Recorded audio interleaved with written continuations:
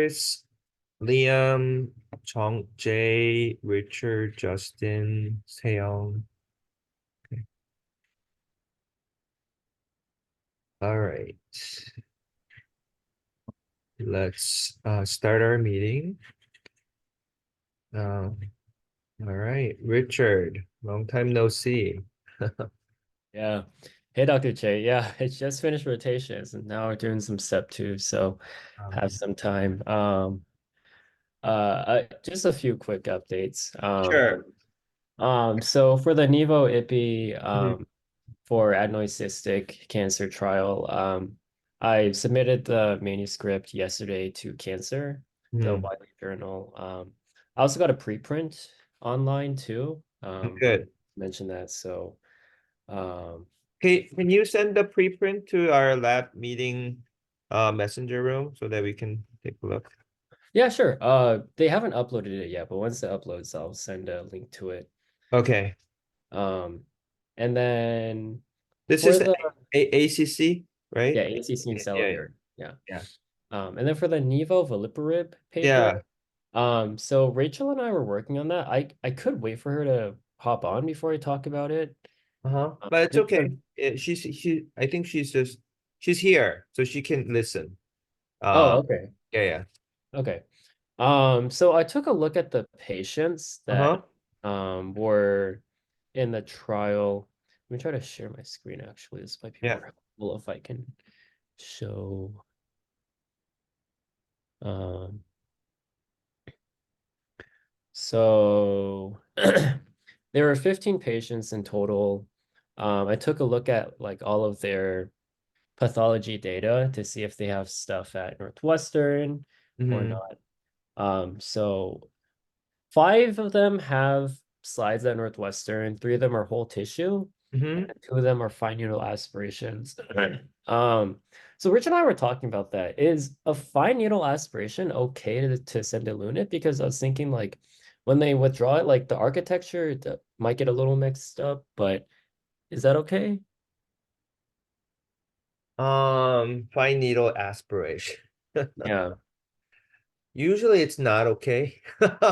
It yeah. uh but I guess the best way is to see how if it's truly aspirate, no, but sometimes they just punch it and then take it out. Oh, Uh so I would still, so let's think about the sample size. So five, um would five be sufficient to drive any meaning, right? That's the point. yeah.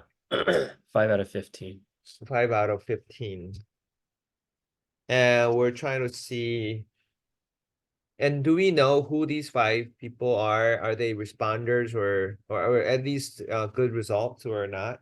Yeah, so I was wondering that. So there were no complete or partial responses in this trial, only Right. stable disease um or So I think the best bet is the I guess the more like durable stable disease.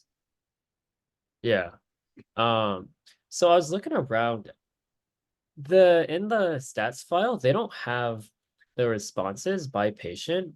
Uh Um, is that something that I should collect on my own? Because I feel like it's, kind of important for the trial to know like who responded how well or like for how long. right. You can Um, get that data. We did that with another paper, I think.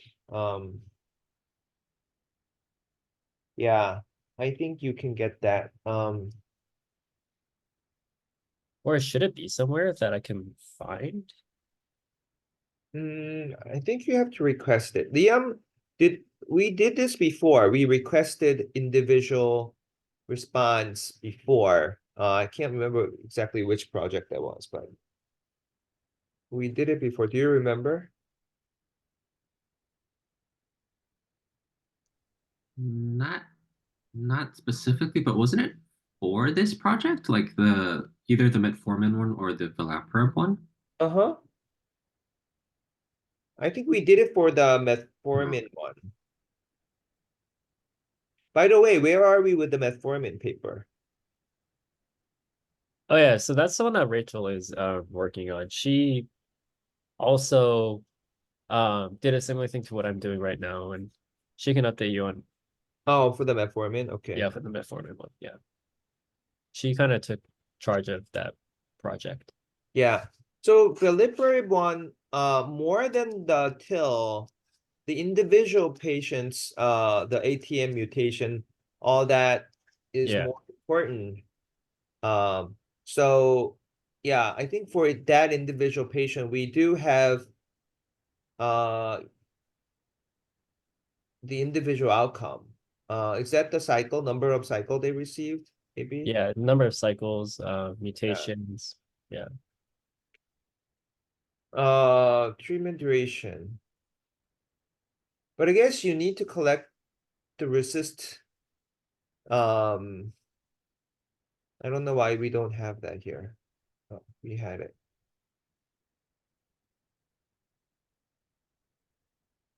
So we need the best response by resist in this column too. Yeah. Uh, but I'm thinking, it's 2 cycles, usually that's PD. Okay. But we have to make sure. Eighth cycle is probably SD, right? So SD for 8-12 month is pretty good. For something as aggressive as pancreatic cancer, to keep it stable for that long, you know, that's what effective chemotherapy does. Keep it Hmm. stable for 6 to 8 months. And that's huge. Um, anyway, I think we got this like cycle, all these individual data by asking the data manager of each trial. Yeah. So, yeah, you can request all those Okay. information. Just CC me on it. We're writing paper. We need this for the paper, and they should be able to provide it for you. Okay. I'll ask Liam for who the um Yeah. manager is for Yeah, this. yeah. Liam should know. And then we're gonna get the best response and how long they achieve stable disease if they did. Yeah. Okay, how long ST and best response for each patient. Okay. So going back to that 5 patient, you know,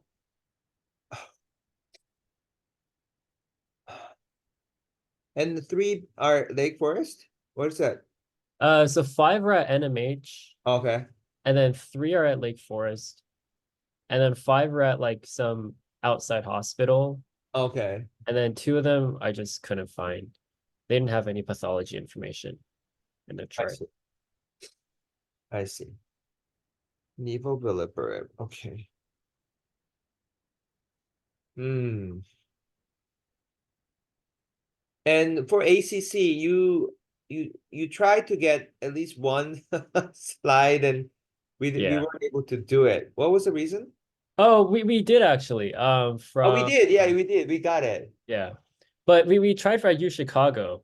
That was the one where like there are 3 slides there, and like for Oh, 3 different reasons they couldn't give it. Like they lost one of them, they didn't have any more tissue for one of them, and the oh, third one they I don't remember. I think they sent it somewhere and like they never got it back or something. I see. But yeah, I see. and one of them was the one positive responder that they lost the H&E slides for. Hmm. Okay. I'm really.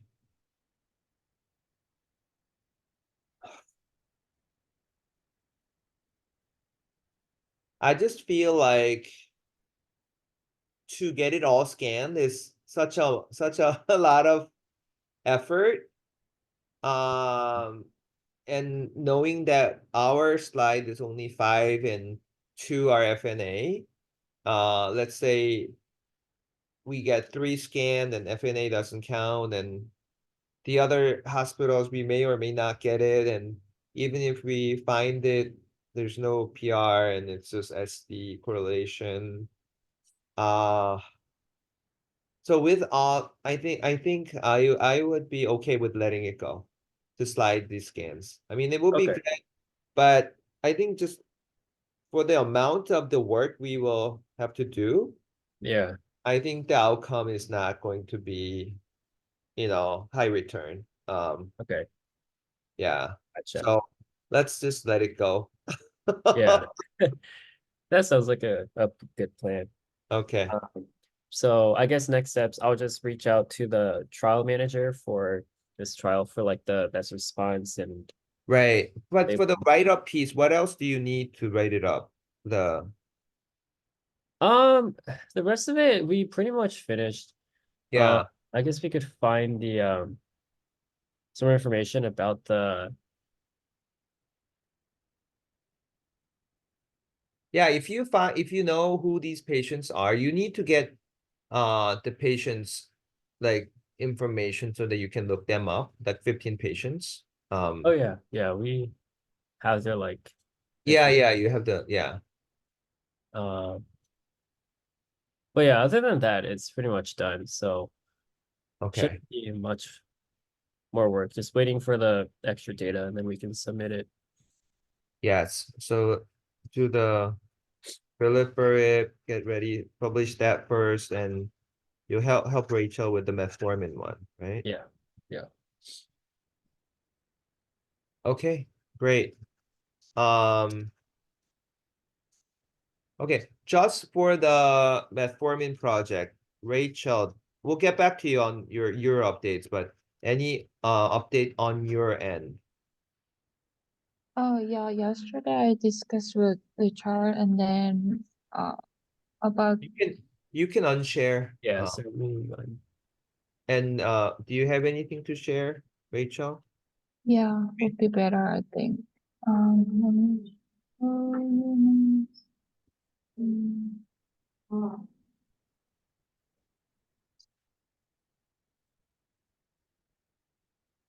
Yeah, about metformin trial, I have overall 18 patients, and then it includes 17 patients plus one patient. I have to ask you about this whether it can be go or not, because in the clinical trial it has record on study and treatment off treatment date, but in the medical patient chart, uh, in the doctor's note, they didn't write down about the date of date of infusion date, a date of infusion or something. So I have to ask about that. Overall, I have uh, 8 a surgical path slides of 8 patients, includes 5 at our hospital and 3 slides is from outside the hospital, and FNA, 6 slides of FNA. And Six. then, Wait. 6 out of 8?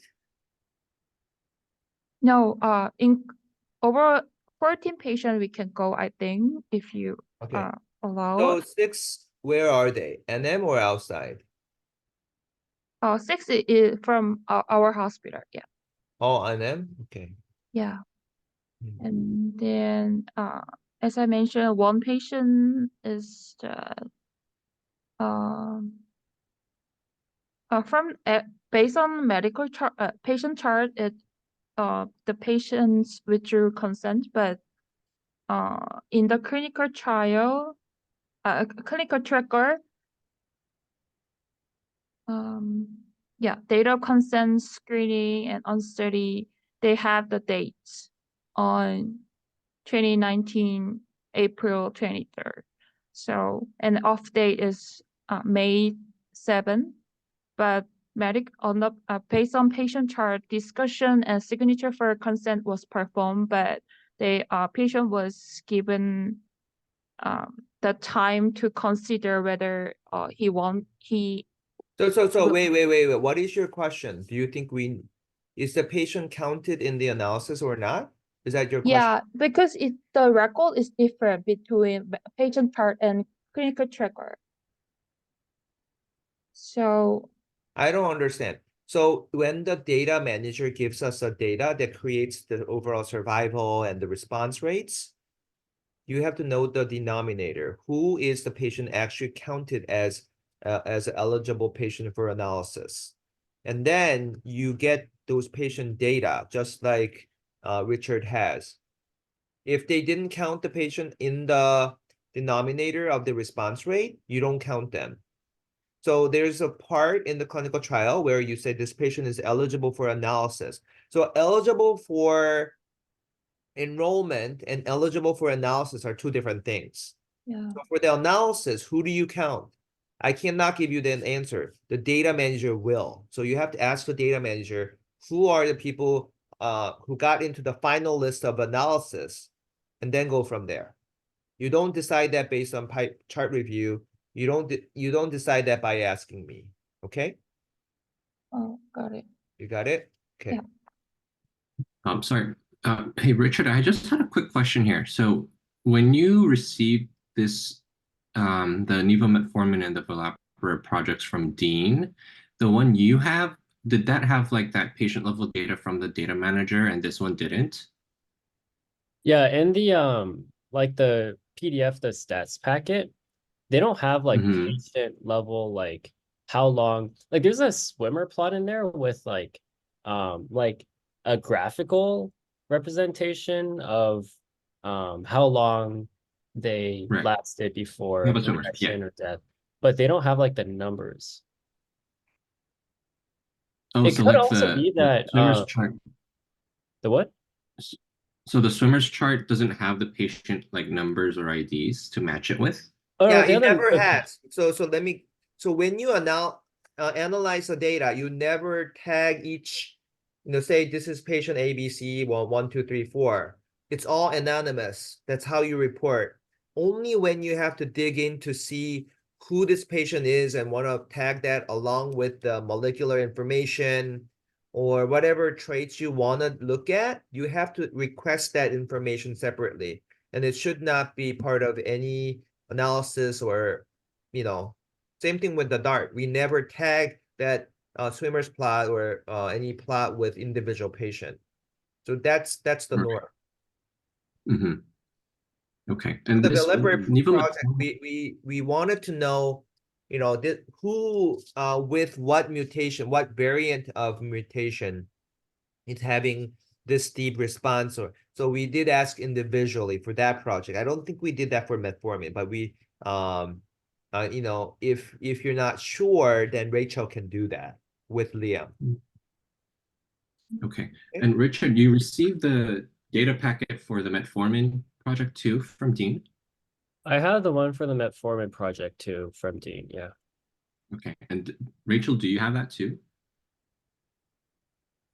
I don't think so. I just got this file from Richard, right?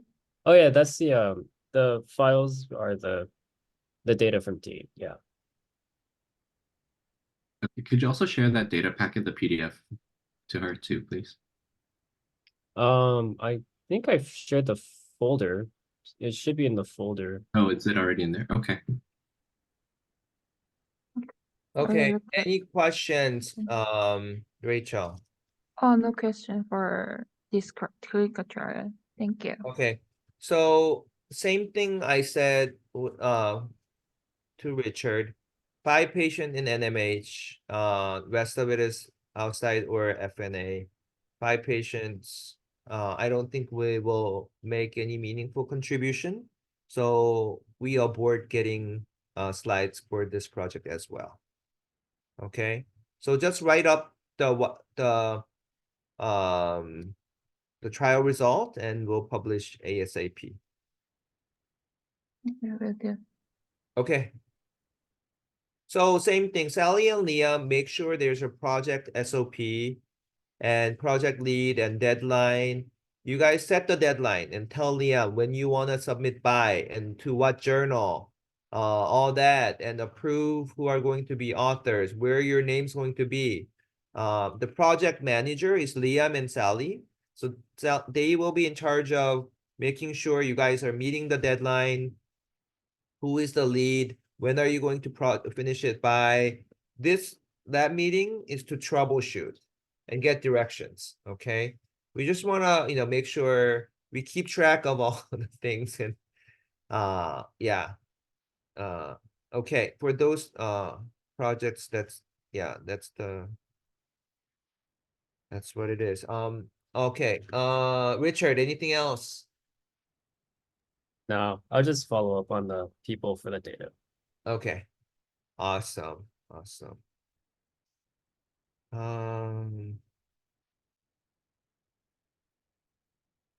Yeah, there are many other trial opportunities, writing up trial, proposing trials, and doing more translational work.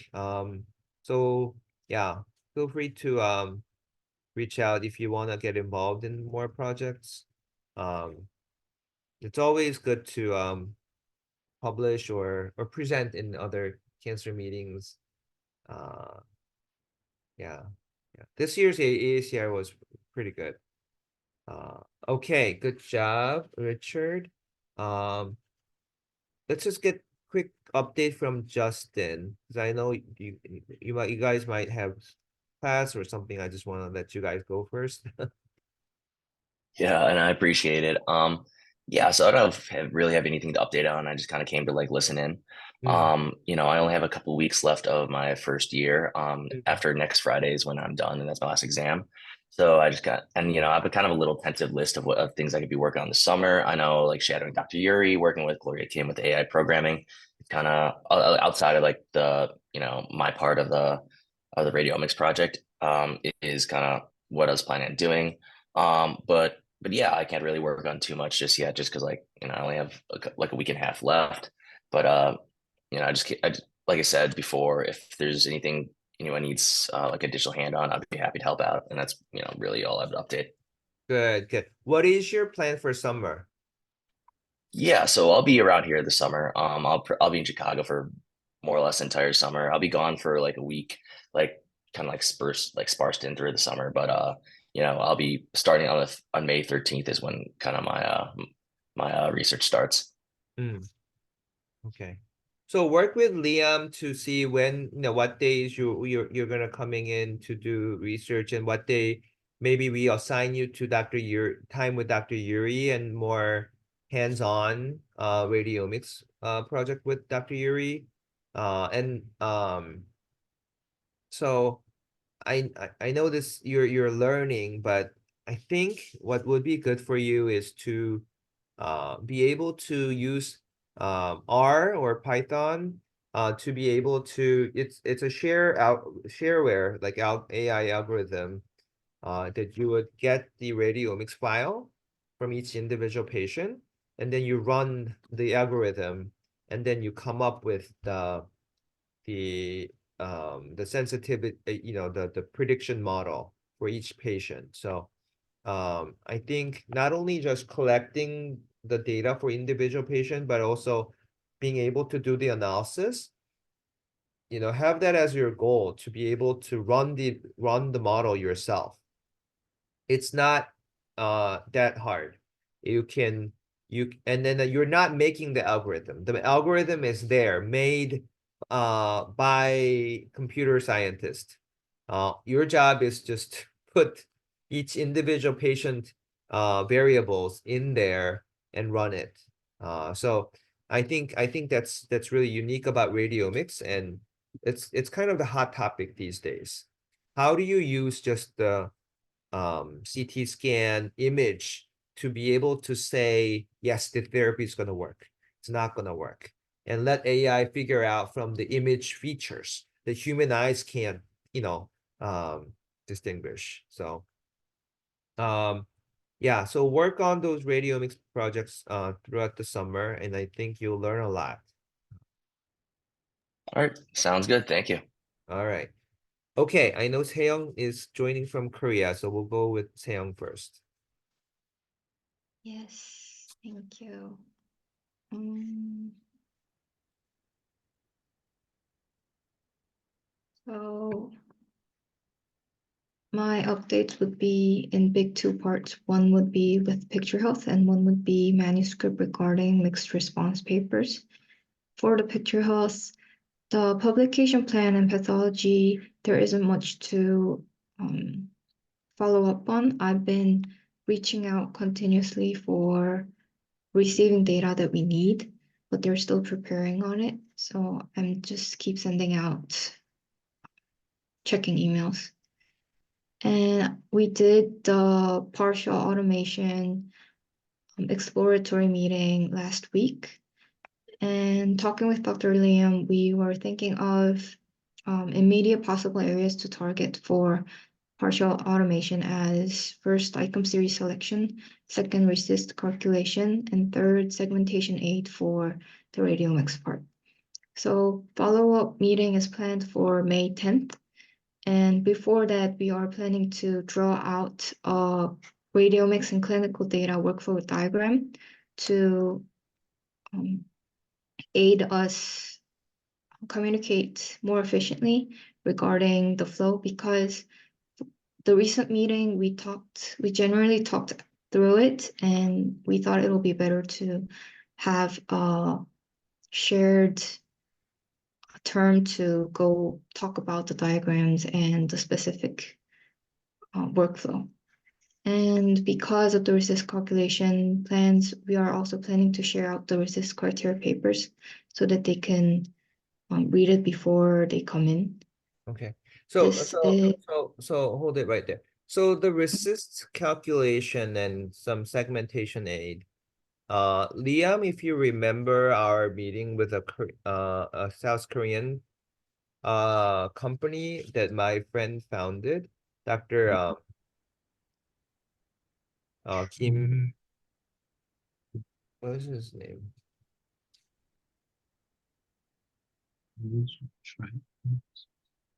What was the company name too? I can't. Kim. Was like Kim Kyung-won is the professor of radiology at Asan Medical Center. Kim Kyung-won, and he founded a company. It's called Image or something. And it was like the they came here in our lab, right? And Mhm. they gave us permission to use their beta version. And we were uploading our CTs so that we could do. So where is that project? Who's the lead? So that one it was mainly kind of in the hand of Will when he was here, and so he was helping us upload the images and data. Yeah. And I think we've uploaded that initial batch of data. Since Yeah. then, no one's been kind of actively working on the project. Yeah. So Liam, why don't you take over that project until Will comes? And we gotta do what we gotta do. I think Yeah. that program you can automatically calculate resist. You can do Yeah. auto segmentation. You can. So what's amazing about that is you have to measure the largest diameters yourself. But then it creates, and if you do that over specific time points, it creates spider plot, waterfall plot. It creates everything. It's an automated system. And usually you pay to use the system, but because it's a beta version, so Leah, why don't you next that meeting find out where we are and how much we have done and what we can do from there, go from there, and how can we leverage that with the picture health initiative, and what's overlapping and what's better on, what is the difference between the two projects. I think the ASAN collaboration is mainly so that if we do it in the cloud, then we can do it, we don't, once it's uploaded there, then we're able to work from home. Like anybody can go in and do the measurement and create all the necessary graft automatically. So we thought all the future response research can be done through that platform. That's what we were thinking, but I don't know if Picture Health has a better platform. I don't know their system. So let's dig deep. And Liam, you can work with Seong on both Picture Health and the ASAN initiative and how we can best utilize that for our ongoing. It's not just radiomics. It's for the immunology or the tumor heterogeneity project where our outcome's gonna be RECIST-based outcome anyway. Then how do we best utilize these existing platforms to really efficiently assess clinical outcome? Yeah, so yeah, just give me update next week. I know you have to do some digging and let's Yeah, just we really can, follow through. Yeah. yeah, we can work on that. Yeah, so we'll see how we can incorporate all of that. I do remember there was like a limitation to, I think the company was called Image Trials. Mm. Um, and there was a limitation in that like everything had to still be like manually uploaded and manually kind of deciphered and things like that. So it wasn't going to be um, that much, it wasn't going to exponentially increase our workflow. It was just going to be kind of a convenience tool so that we don't have to do a lot of the statistical, like making the charts and graphs and things like that. But Mm. I do think it's worthwhile looking into, and we definitely want to at least wrap up whatever kind of pilot study that we wanted to do with them. So I'll work with Seong, and I think Justin might be a good candidate to be part of this project. Mm. Yeah, because it's radiomics and it's uploading the picture file into the cloud and how in analyzing it. Yeah, Justin can definitely be part of this image trials as well. But before you present next week, why don't you touch base with them to kind of see, what they're doing and if they have any other major update, plus the manual uploading, whether they have improved their system for uploading or Mhm. any Yeah, changes in that might affect what we're gonna do with it. So yeah, and CC me in that communication. Yeah. understood. Yeah, Okay. I think obviously we have to continue our conversation with Picture Health, but I think they might have a way of a more automated system where it's less work on our end and it just kind of is more automatically generated. But we'll see. We'll see how things turn out.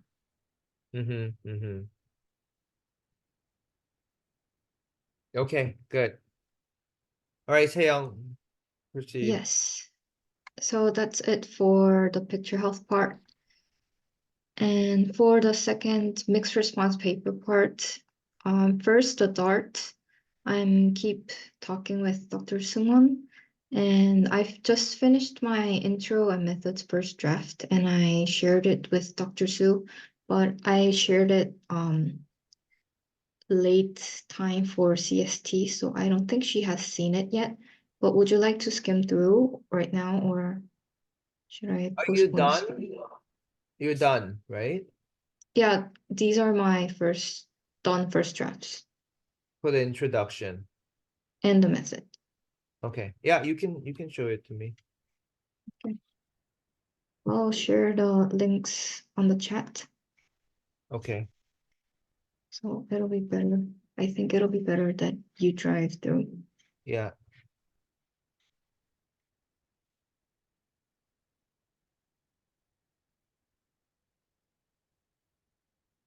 Okay, I will share. Okay, you guys see it?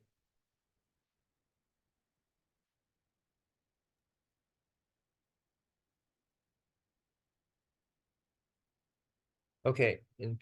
Oh, so title has to be here. What's the title? Oh, I haven't come up with the title yet. I just wrote the body What was the first. title in the abstract. I'll pull it up right away. Yeah, just copy paste and then I'll try to. So resists by measuring introduction of ICI. So these are not capital. Okay. I just posted the title for the abstract that was sent for ASCO. Oh, posted in the Google Doc. Oh, great.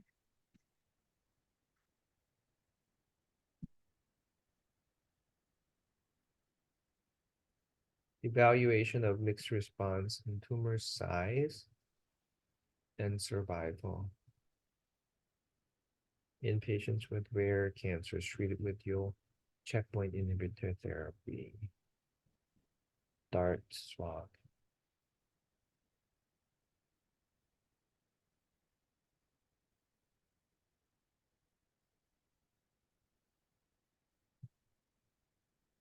I think it's okay. Just leave it now and Okay.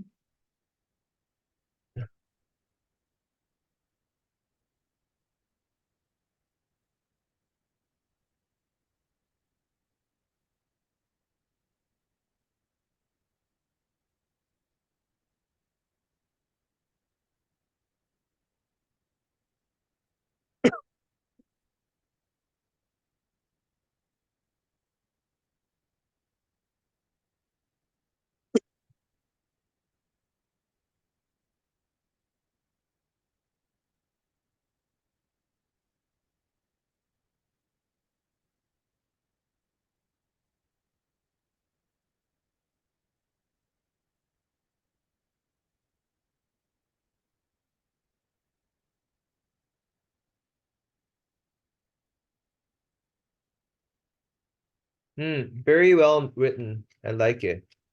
Thank you. I like it. Very good English. Let me go to the method and share.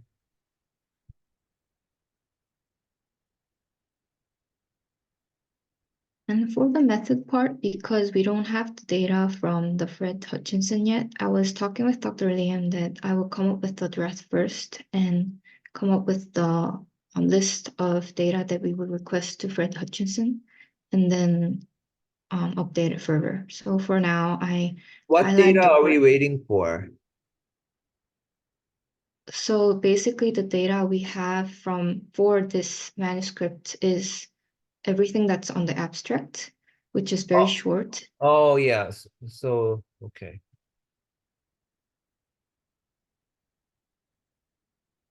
Okay. So the other ones. Mhm.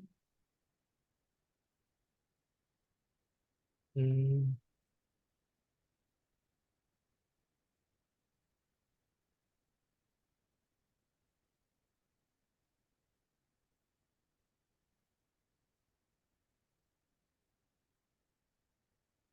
oh, so Liam, remember with Dr. Yuri, we made a radiomics model that predicts mixed response. And that AUC was actually the highest. Do you remember that? Liam?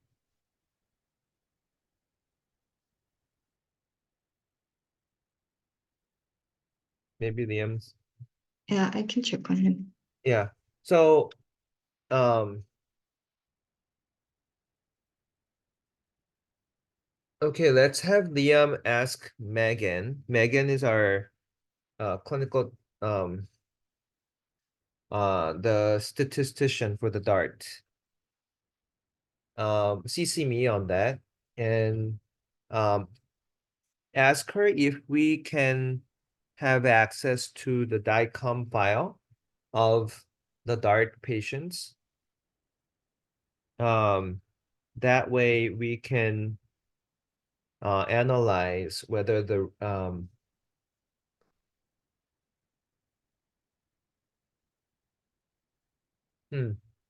well, let me think one more time. because the Dr. Yuri's model is based on the chest CT only. And this is rare tumors where you Right. can have tumor only in the ovary, and you can have sarcoma, which is in the bone.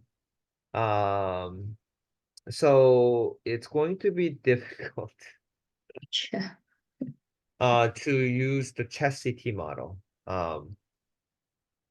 I think at some point we should have like the pan body radiomics model where we should be able to predict response, but outside lung, in lung areas your contrast. So I have to think more about it. But if let's say um mm, pneumonitis, let's say pneumonitis. So we have a model that predicts pneumonitis. So getting DICOM file and see if anyone is prone to get pneumonitis just by reviewing lung features. Okay, so let me throw this out to you.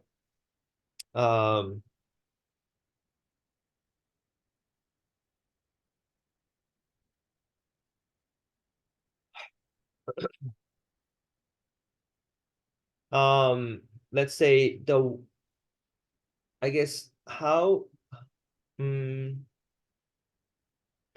gonna be a lot of biases. Some people might have different lung, different like radiation pneumonitis, but assuming that everyone start with clean lung, having image analysis AI characterize the lung radiomics features, would that predict pneumonitis, immune-related pneumonitis risk? Maybe or maybe not. We don't know, but at least that's just chest CT that we can do, because response prediction is more difficult because we're dealing with all different types of rare tumors. We're not dealing with air contrast. Some have liver cancer, spine cancer. So that's gonna be a lot more difficult. But pneumonitis, maybe we can. Right. But one thought that comes into my head is that for right now, what I know from doing the pneumonitis analysis, the features that we're feeding in to predict pneumonitis is the features that is extracted from the tumor lesions of the lung. So if the patient that is enrolled in DART doesn't have a tumor lesion in the lung, then the person wouldn't be eligible to feed into our analysis for now. Good point. Tumor lesions.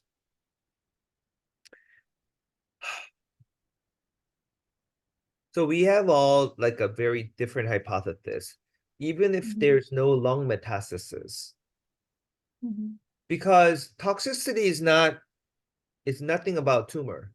Toxicity is about host.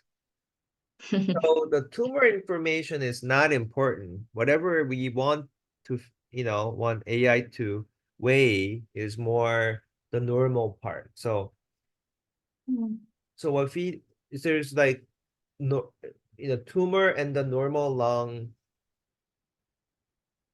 I think the normal lung part is what's much more important. Right. Uh, But when I talked to Dr. Yuri about this, like for instance, it would be awesome to analyze further into GGOs. But the first of all, you can't segment the GGOs because it doesn't have a border, right. which makes it harder to extract the features. So in such context, segmenting a very healthy lung or the lung parts that are not of tumor lesions is also very hard to analyze. Right. I think that was their arguing points, but it would be nice to talk to them again to see if anything farther is possible. Hmm.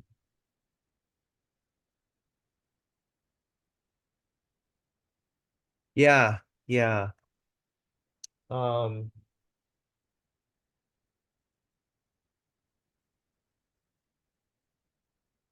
so there's actually radiomics model that does not require segmenting. It's more like Oh. unbiased approach. Mhm.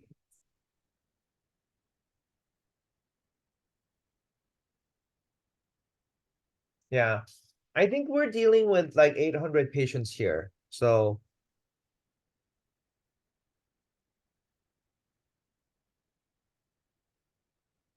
Alright, but for this, which one are you talking about? The DART or the mixed response or radiomics? all of it actually. So I don't know. Some companies might be Picture Health might be in a better position to do this, but um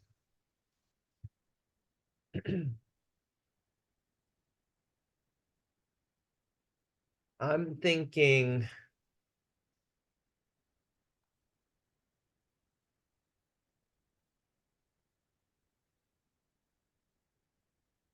so Liam, uh I think we should make a proposal or the same thing we did with the biodesics, Lunit and oh, what's the other company? OncoHost. OncoHost.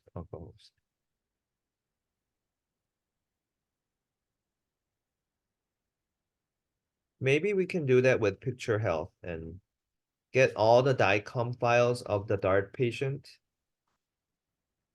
and try to do the same thing, a response prediction, toxicity prediction, mixed response prediction. Whatever they're doing, it seems that their model is better than Dr. Yuri's model in terms of AUC.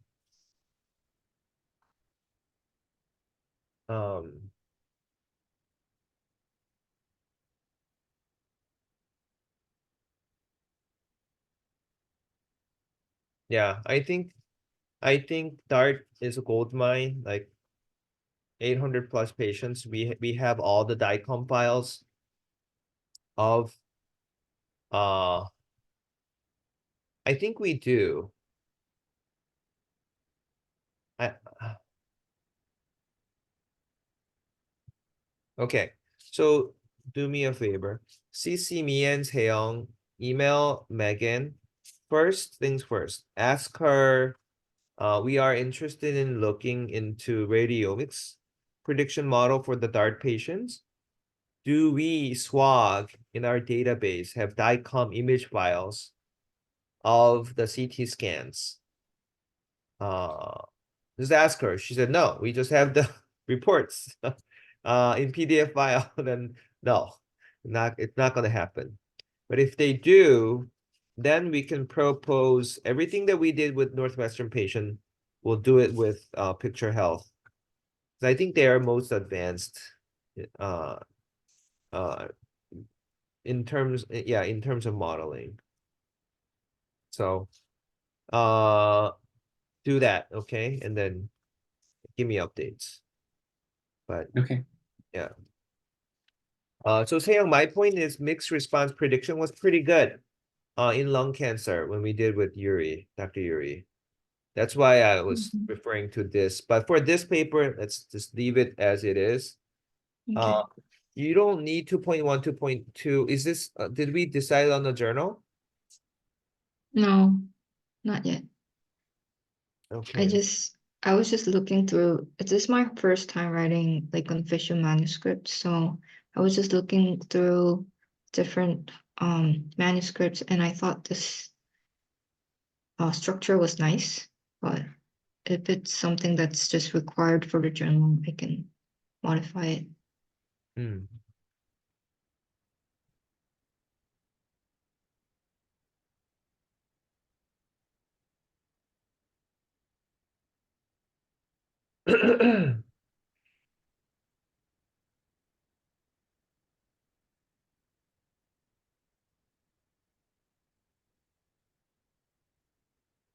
Let's try because this is immunotherapy, right? Let's try JITC. Mm. And then we can try CCR, clinical cancer research, Mhm. as the next journal, if we can get it. The reason I tell you guys is, hey, Richard, what was the journal you're aiming for? Yeah, so for Nivo Veliparib, Dean emailed CCR and they said that it might be a stretch Mm. to send to CCR. So we could try JATC and then they could maybe send it to like BMJ Oncology if they, or like another BMJ journal if they don't find it suitable. Is an option, or like one of the AACR journals, like M Molecular Cancer Therapeutics, maybe if um you think that could be a better fit, but I think it's a better fit because it's like a PARP inhibitor. It's like a molecular too. yeah. Yeah, let's try that MCR, molecular cancer research. Okay. Dr. Kurdrog is the one of the editors, so it has higher chance. Oh, okay. Sounds good. MCR, try MCR first. What Yeah. about the metformin? Did we decide? I'm not sure about metformin. Hmm. I don't think we decided yet. Yeah. So let's just decide. Um, for Nivo Veliparib, try MCR first. If you can't get in, then you can do BMJ. What is BMJ? BMC cancer? So it's Oh, BMC. BMC cancer? Yeah. Okay. Yeah, try that. Write it down somewhere. Sally and Liam, keep track of all the projects. Um, so the Nivo metformin, I think, it's not molecular, but Nivo metformin can be. Well, still let's try CCR. If you can't do that, try the oncologist. You can't get in there, then try BMC cancer. Okay. And then if BMC cancer doesn't get it, there's a journal called Cancer. Same thing with Veliparib. If BMC doesn't take it, then try the journal called Cancer. So I gave you all 4 different We have a plan. but you could I don't know what their impact factors are. You could do that in the order of impact factor. I told you the order, but I might not be accurate. Okay. So let's do that. Okay. For this paper, yeah, JITC is good. If JITC doesn't take it, try clinical cancer research. Clinical cancer doesn't take it, then try the oncologist. Okay. Yeah, all written down. Okay. Thank you. And I don't think you have to do 2.1, 2.2. You could just, yeah, you don't need it. You could just, it's a small method. So yeah. Okay.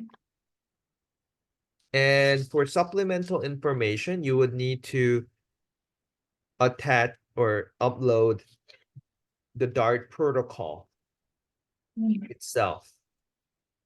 And you can get the most recent DART protocol from Liam.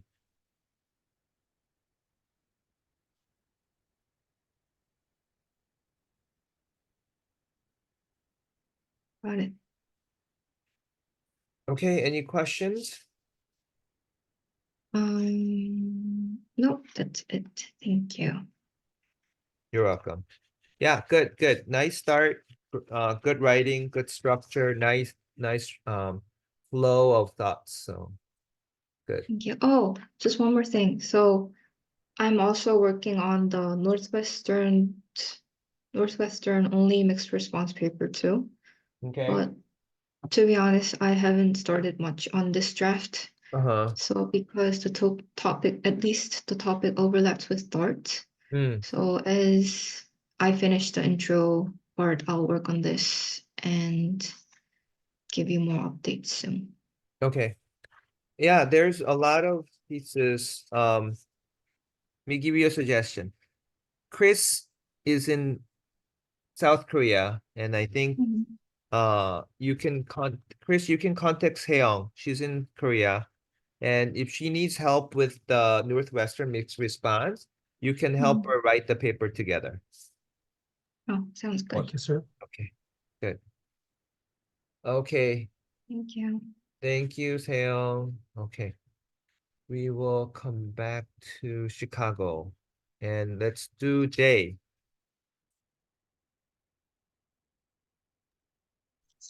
Yeah, And I'll we're gonna share. do journal club at 11. So Jay and Aronus, you can give brief updates on the and today Dr.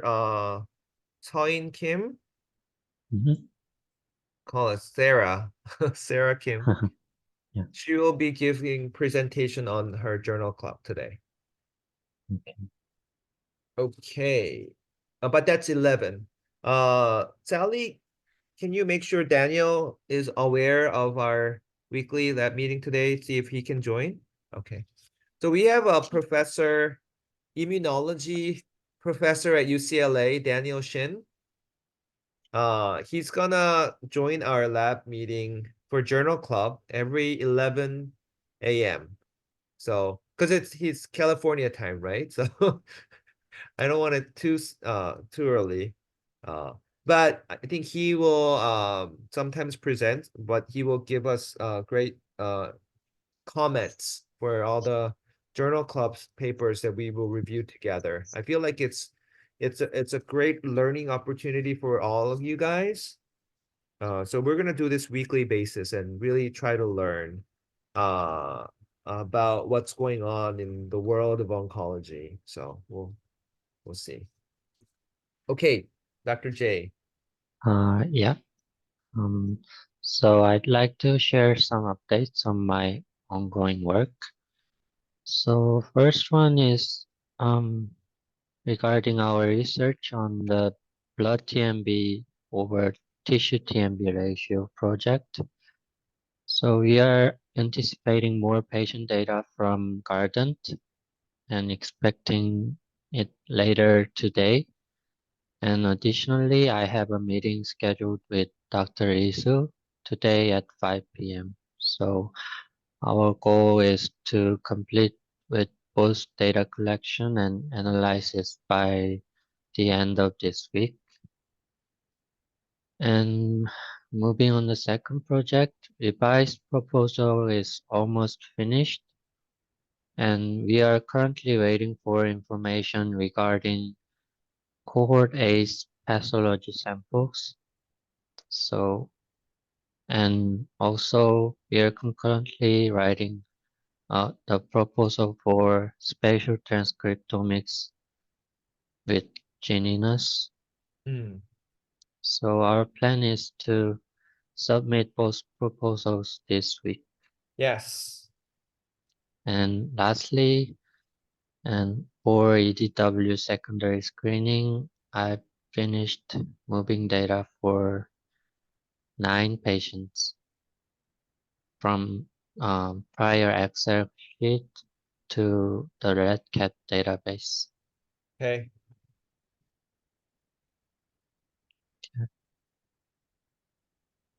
So this is the update for this week. Great. So when are you gonna show me the proposal? Uh, let me show um,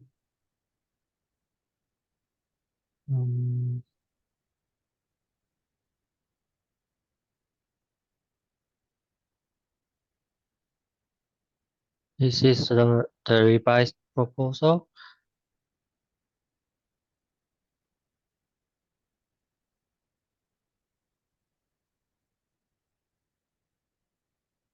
Okay.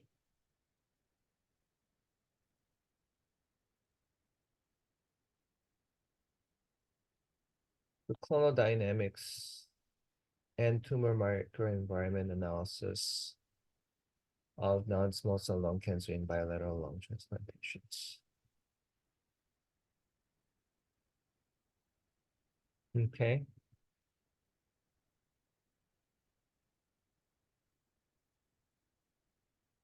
So here, objective, primary objective, you still have IMA there.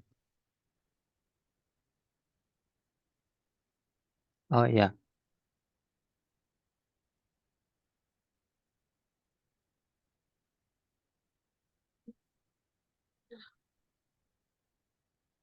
Okay, go down.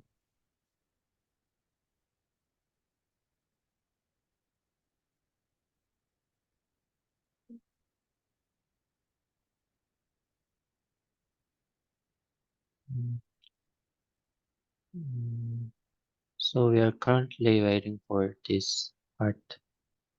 So Liam, why don't you, let's do that. Yeah. So Liam or Sally? I Do you, think Dr. wait, Liam, uh-huh. I think Dr. Liam already sent the mail to the research coordinator, I guess, I for the emailed data. Mary, asking about how the samples are currently stored Yeah, and prepared. So we will, once I hear back with more information, we can use that to update this part. okay. Yeah, that's important. So we have a rule. If you don't hear back, if if you need it soon, every 2 days, we'll bug them. If you don't hear by 2 emails, call them. Okay. And then if it's something that's not urgent, then weekly email, follow. Weekly email, bug them.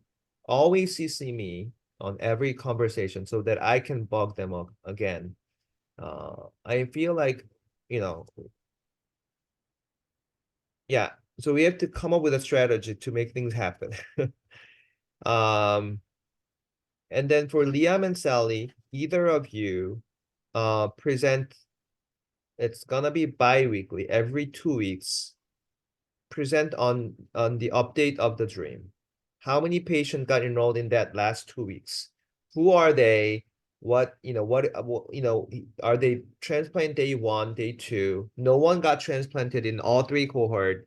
There's got to be an update on, we have to be on top of who they are, what their features are. I know you're putting all their clinical information in the red cap. It has to be real time. So every week is too much. So every 2 weeks, I don't even know how many people are in cohort ABC right now. So, do you know off the top of your head, Liam? So Yeah, cohort A, we just did 10.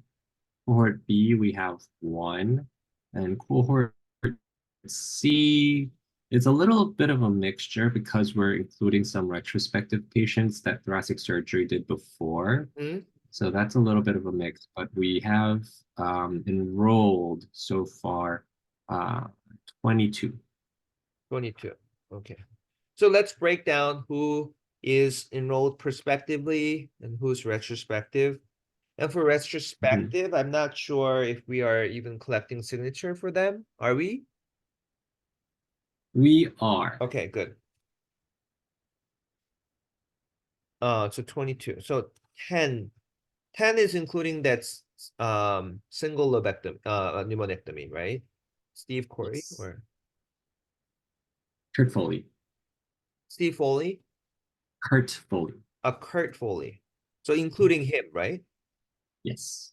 Okay. So total 10 patients. B is 1. Okay.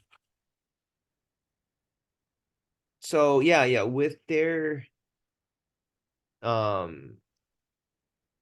more clinical information, like what are their histology, what is their explant pathology, was lymph node involved or not. So we can get like real-time statistics out of 10 patients, how many had actual incidental finding of lymph node disease, how many of them are mucinous versus non-mucinous versus squamous, so that we can kind of look all of their features every 2 weeks, so that we have an idea of who we are accruing. And it looks like, 2 squamous. And then let's do it's not a dream cohort, but we have this very unique cohort called incidental cancer.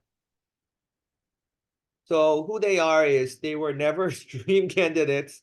They never had history of cancer. And then once we do transplant, we find out they have cancer. Okay. So those are not dream, but these are Weren't people we want to keep track of. so far, weren't they all cohort C patients who we thought were cleared of disease on an explant were found to have cancer? Hmm. One wasn't even cohort C. I think there was a patient who did not have history of cancer at all. Oh, okay. Can't see who that was.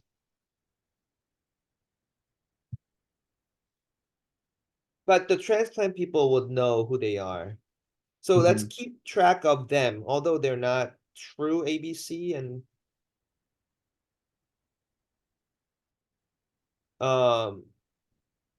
yeah.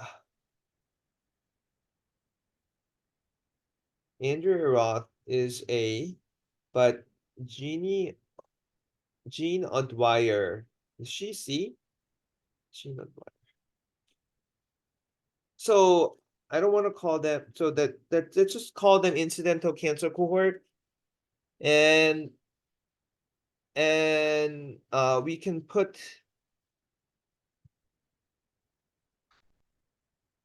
or immediate post-transplant cancer, and we can put Von Imes in there.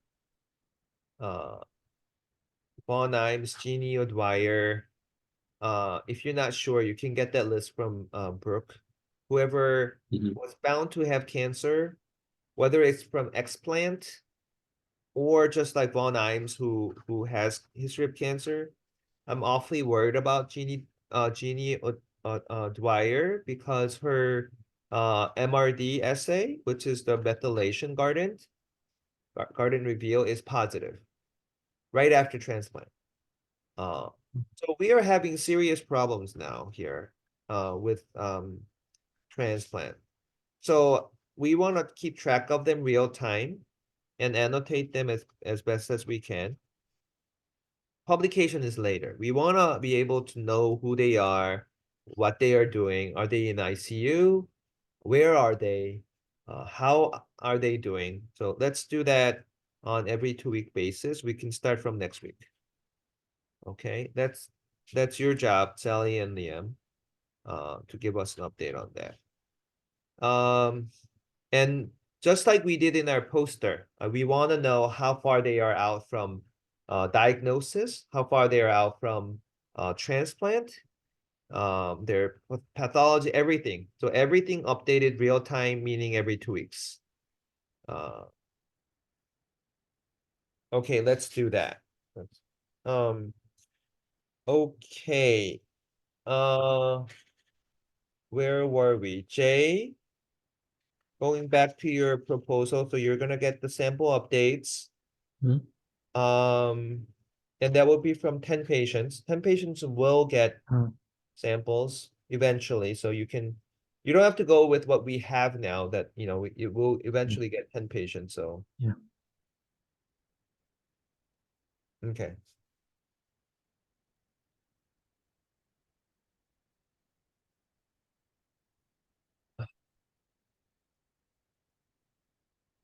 Okay. Yeah, I think it looks good otherwise. So you can submit this to both companies. No. Yeah. Okay. So it cannot be the same. One company is Yeah. sequencing company, right? The other company is the Spatial Omics company. So Yeah, that part will only change. Yeah. got it. The Spatial Omics is more not about heterogeneity. So you have to change that part as well. Mm. Yeah. Oh, yeah, I see. Okay.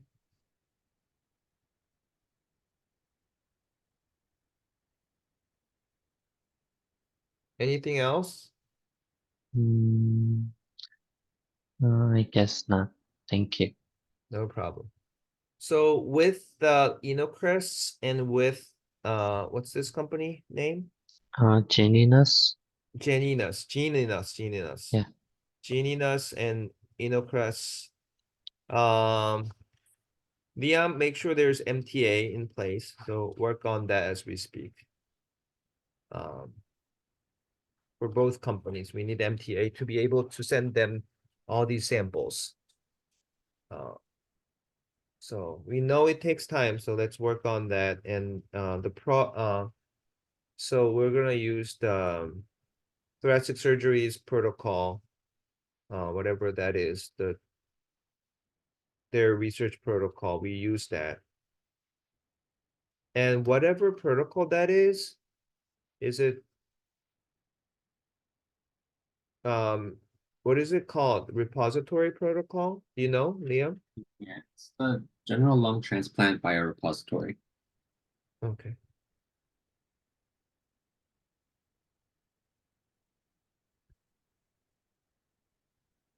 Let's do this because we are doing research on these samples. Let's ask whether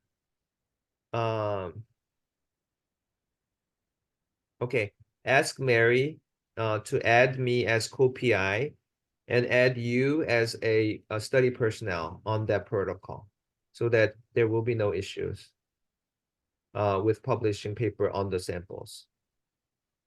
And I'm sure Dr. Barra would be okay. He said do the project together, you know. So let's I'll double check, but I do think we've already been added, but let me just double check. yeah, ask Mary. Okay, anything else, Jay? Good? Okay, good. Yeah. Good. Let's do Iranus.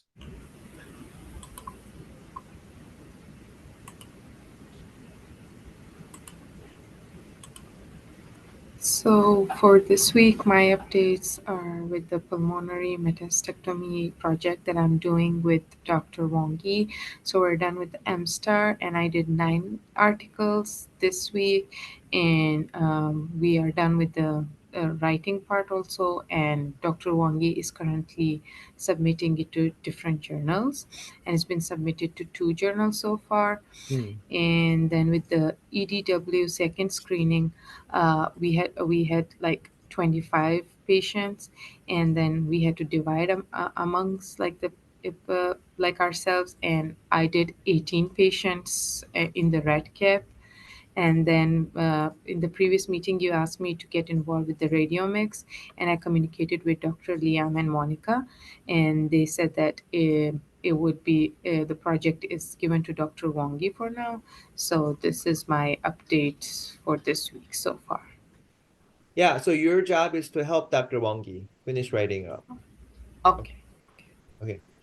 For metastectomy, are you done?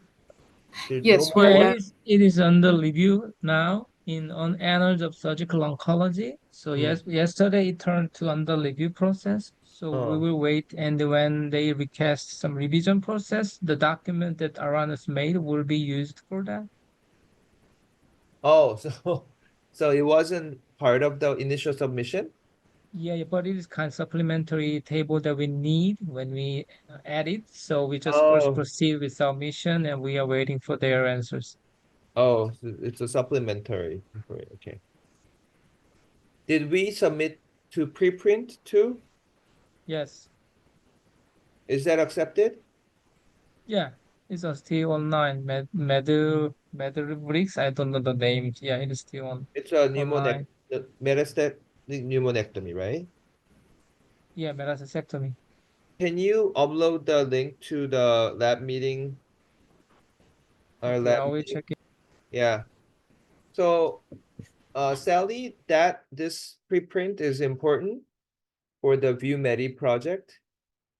So let's add all the figures in that paper. And I don't think we'll have enough time to finish that until 2:30 today. So why don't we tell them that we'll postpone to next week or the following week, because I think we need to add this. So Sally and I are preparing a like a presentation, rationale for dream study. And I think this pneumonectomy data is important. So we'll add that into that presentation.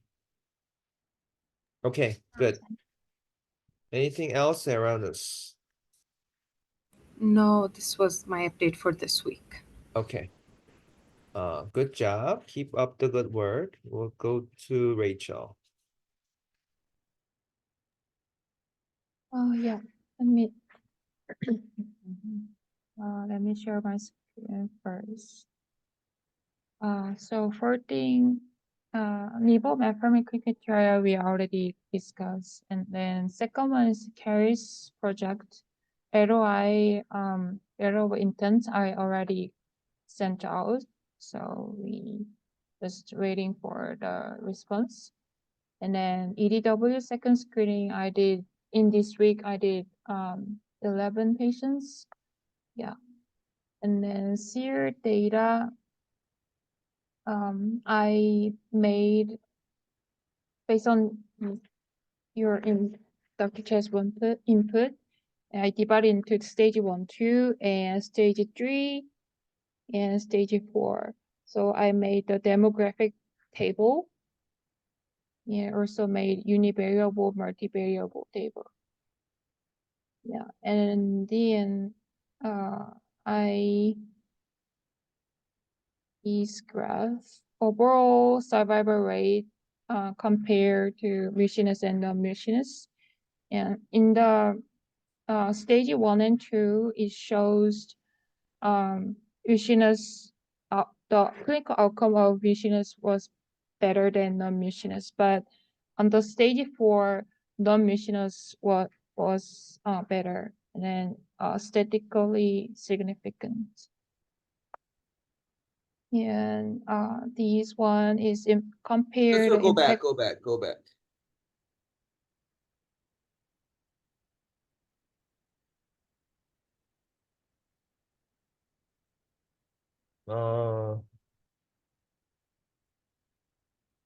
So I would change month to years, number 1. Okay. Number 2, I would put hazard ratio in there. In the graph section, not only the p-value. So they will be together. It's too small, maybe on the right upper side, hazard ratio and the p-value. And I would also put, well, it's too hard to put. Well, I would still do it. I'll just put median survival for both groups. Okay.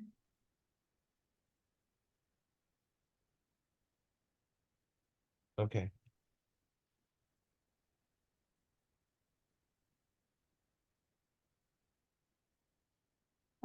And then next one is effect of chemotherapy on 3 groups. It showed IMA on stage 3 and stage 4 seems to derive less benefit from chemotherapy than non-mucinous group. So it also has to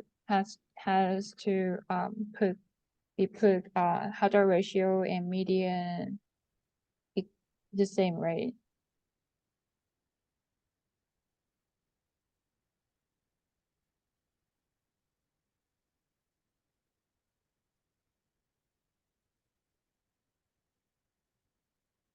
Impact of chemo. Impact of chemo.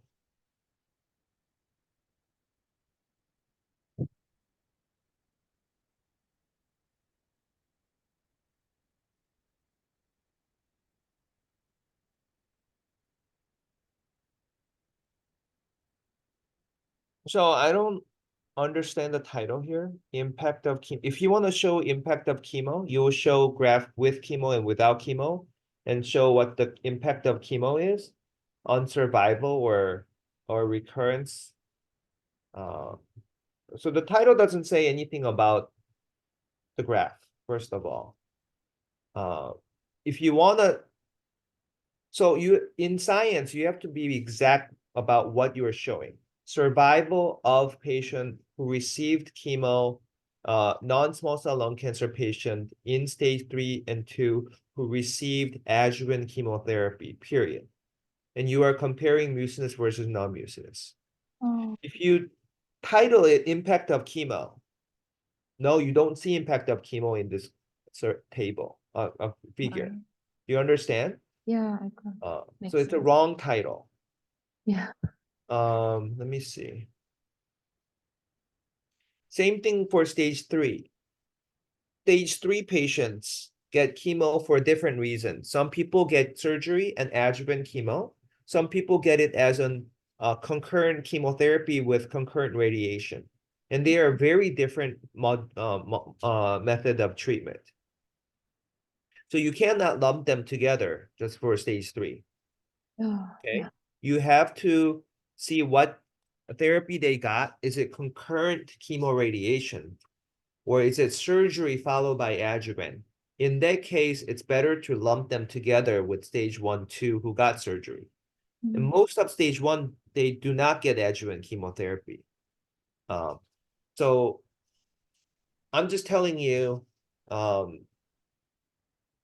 it's not easy. These clinical studies are not easy to how best to group these patients. It's not easy. Anyway, what we see here is stage 3 non-mucinous are better, and stage 4 same thing. So same thing with stage 1 and 2. I think if go back to the previous graph. Here, stage 1 and 2, mucinous did a lot better. Yeah. This is because most of the data is coming from stage 1 and 2 who do not require adjuvant chemotherapy. And they are just simple radiation, surgery, you're cured.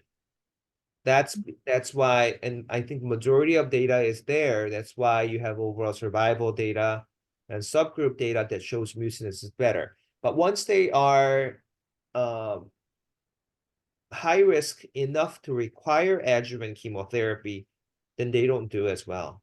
They're as bad as non-mucinous. That's the next graph. I'll go to the next page. So you can look, there's no advantage there. So the idea here is when mucinous cancers are advanced enough to require chemotherapy, whether it's adjuvant or whether it's concurrent chemotherapy with concurrent radiation, your prognosis is bad. And it could be even worse than the mucinous. So that's the so every stage 3 will get chemo in either forms. So you don't even have to say impact of chemo. For all stage 3, they will receive chemo. For stage 1 and 2, most 2 receive chemo.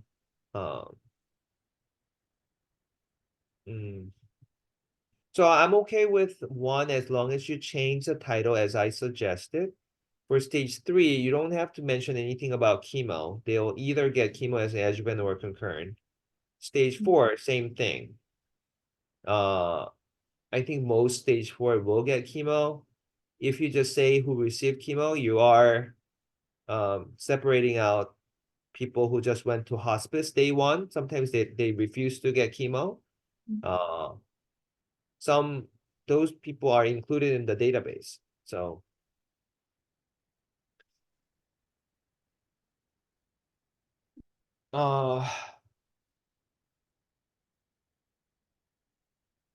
so in the manuscript, you can write out what I just told you. All comers, this is what we see. People who received chemotherapy for all different stages, this is what we see. And the conclusion is what I just told you about the high risk group. Okay, move forward. This one is radiotherapy. I think maybe same problem, and then I will correct them, and then I will update next week. So if Would you be receive better. radiation, you do worse. And No. why is that? I don't know.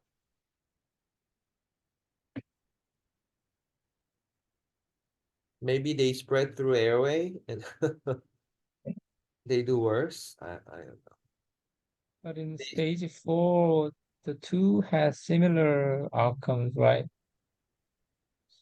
So Yeah, maybe so we can here suggest. RT, we don't know if it was SBRT done for one lung lesion. We don't know what this radiation is. So I feel like outside stage 1 and 2, Mm. RT doesn't really mean much. Stage 3,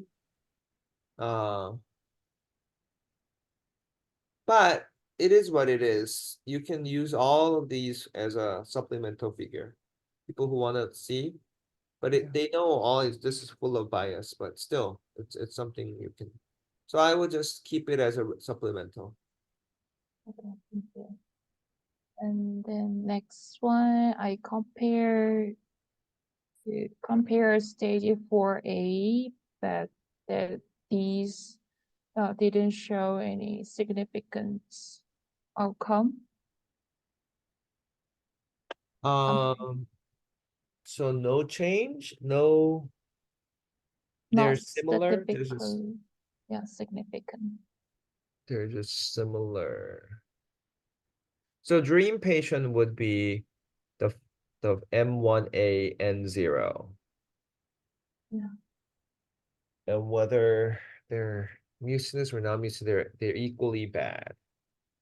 Equally bad.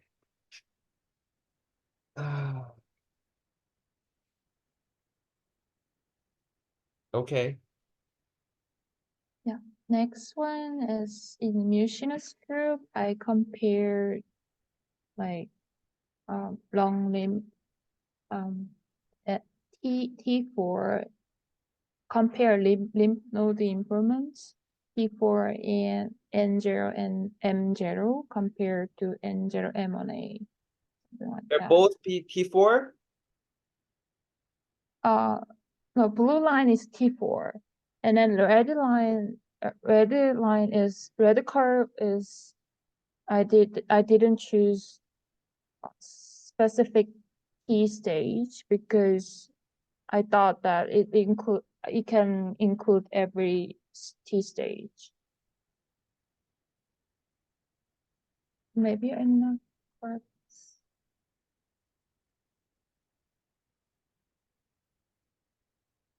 So M1A, are you able to? So give me definition of M1A. M1A, what does that mean? M1A means not other organ mets. It's in like bilateral lung met. Like, yeah, bilateral lung cancer. Are you sure? Have you looked it up?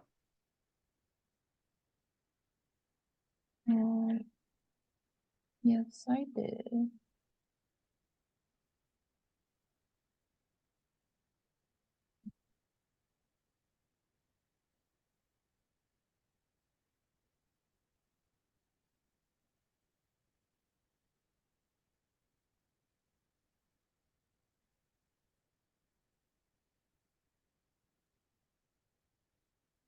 So read what you find. Single extrathoracic region. Oh, I cannot see. You wanna share your screen and read what you see.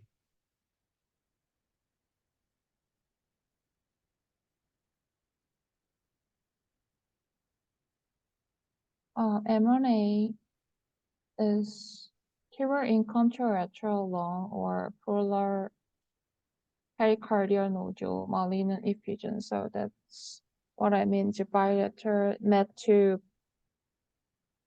contralateral lung lesion, but I didn't say pleural pericardial nodule malignant effusion. Yeah.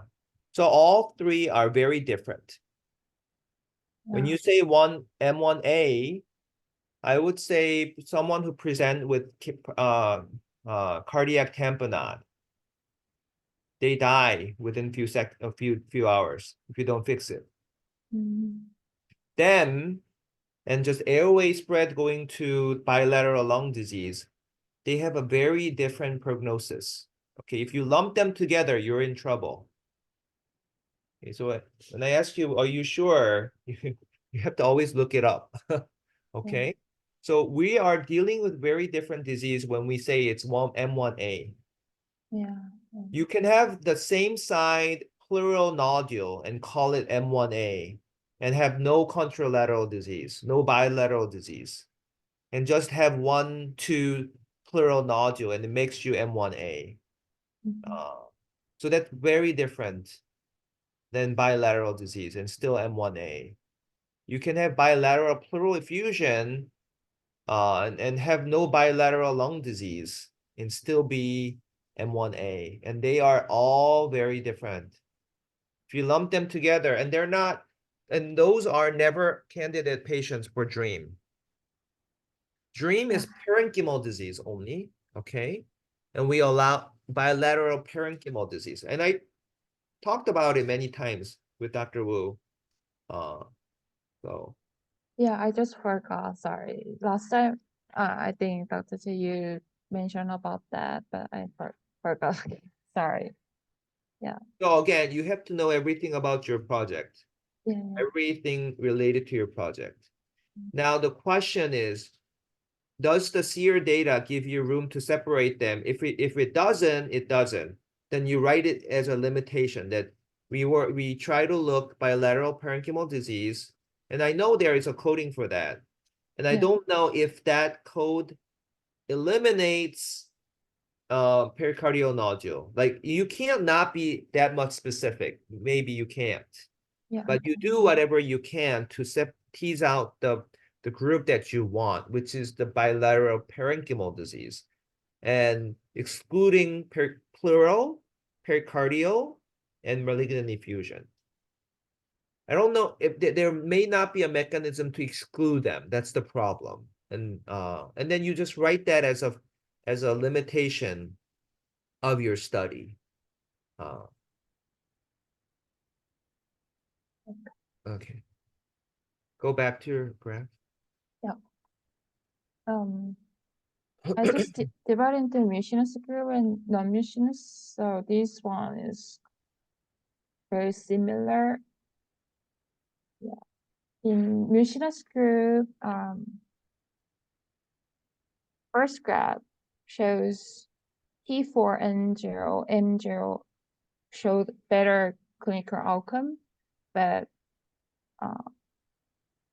T4 and 2 M0 compared to N0 M1A, these shows M1A shows better. In mucinous group,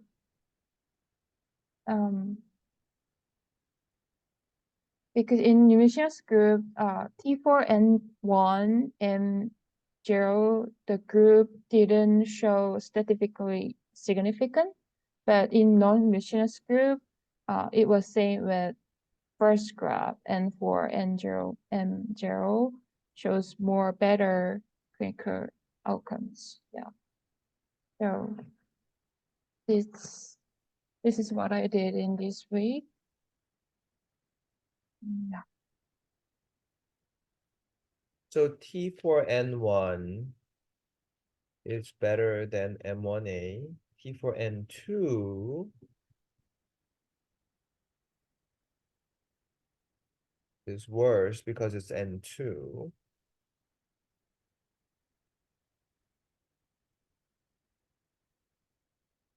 And then T4N3 is definitely worse than. So it's all relative, and so what is your conclusion? I know you've done all these analysis. So what is your conclusion based on slide 12 and 13? Mucinous versus non-mucinous. What is the difference here?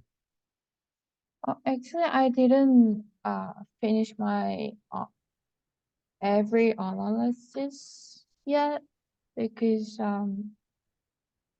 Go back to slide 12.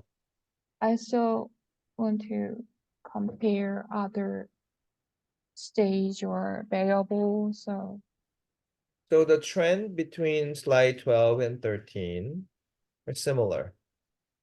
yes, it is. They're similar. Whether they're mucinous or non-mucinous, Yeah, the curve that flips, everything is similar. yeah, So you can't make any argument about any uniqueness of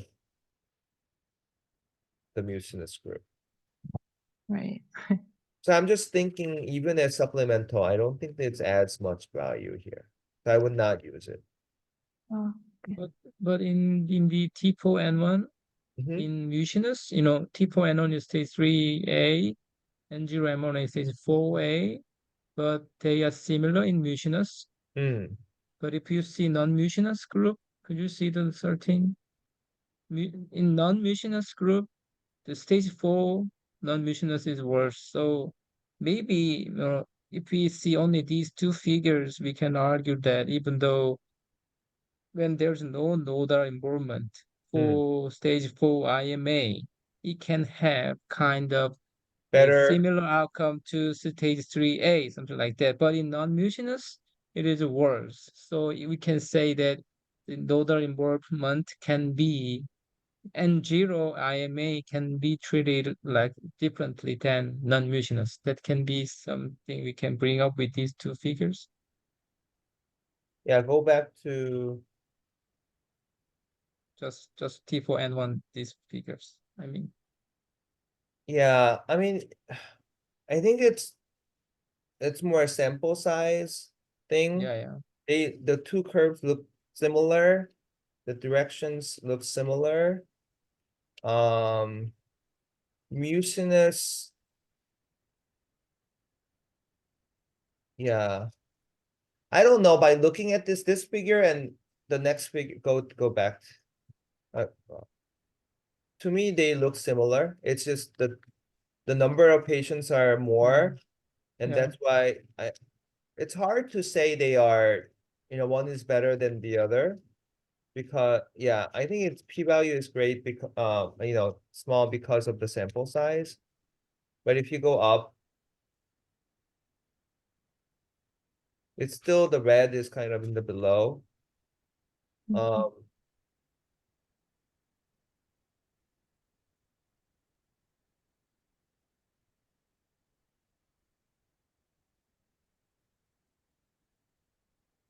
yeah, it's tricky. And again, M1A is, well, we can just state without distant med, without.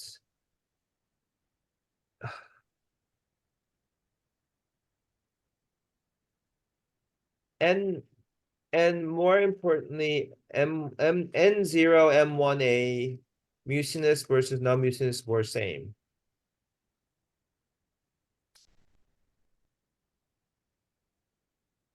So I guess we wanted to prove that mucinous, lung-limited mucinous has a better prognosis than non-mucinous. That's what we want to prove. Yeah. I think this is the closest we can get. I think it's weak. But I don't know. Let reviewers comment on it. It's not a strong support, but I think we can use it for supplemental then.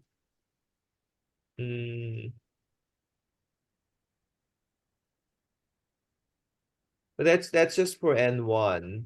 And if you become N2, then it's bad. So N0, N1.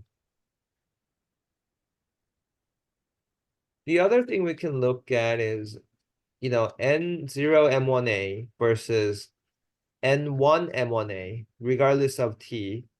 Is there a difference? Does or look at N1 and N0, N1, N2, 3 graphs. Or have N3.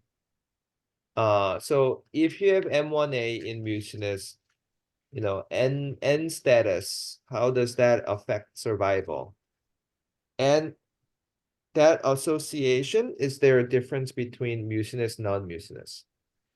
Look at that, and maybe that would tell us the impact of N when you already have M1 disease. Yeah, right away. M1A. I'm only talking about M1A. And Dr. Wongi, any thoughts on the bilateral parenchymal disease? I know we discussed it before, so I'm asking. I think the SEER data doesn't have any specific information about pleural or pericardial involvement, so it is very limited. But yeah, this is something that we can tell about based on SEER. But wasn't there a bilateral disease section? They mark the bilateral. There is kind of sections of a bilateral, but it is not all. There are many missings. Also, we are not sure what is bilateral. It can be bilateral pleural nodules. It can be bilateral other things. So we cannot sure. Yeah, that is the limits of the That's SEER data. Yeah. Okay. Regarding, neoadjuvant, adjuvant is also limited, but she can mention about those limitations. Then they may understand. Okay. Yeah, in the demographic, I include systemic therapy and surgery is sequence, but I didn't make a graph yet. I can update you later if you want. This is stage 2, group, stage 1 and 2. Yeah, I also have for stage 3 and 4.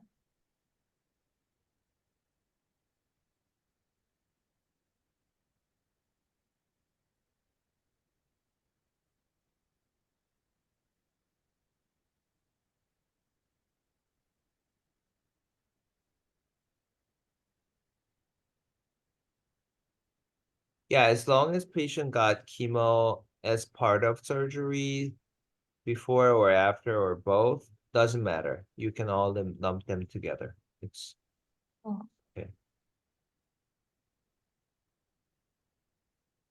Okay, anything else? Oh, that's all for today. Thank you. Okay, good. Yeah, keep up the good work. I think so. Dr. Wongi, what's the next plan? Right? Writing the paper, or do we have any further analysis? I don't think so. So we can just proceed with the manuscript writing. Yeah, because SEER will be, is this recently updated version of SEER, right? Or the last one? It is not the Okay. most recent one, but yeah, it Okay. is published 2022. So Okay. Is enough. So we can just write up and finish. Yeah.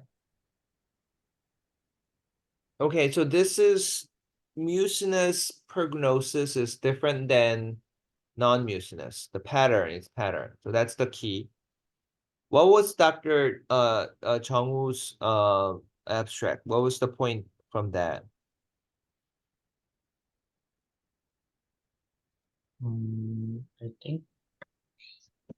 I think it was about the prognosis between bilateral the IMA versus stage 3 IMA. What's the conclusion? The survival was better for bilateral M1A than other stage 4 IMAs, and it was the survival of bilateral M1A IMA was similar to stage 3 IMA.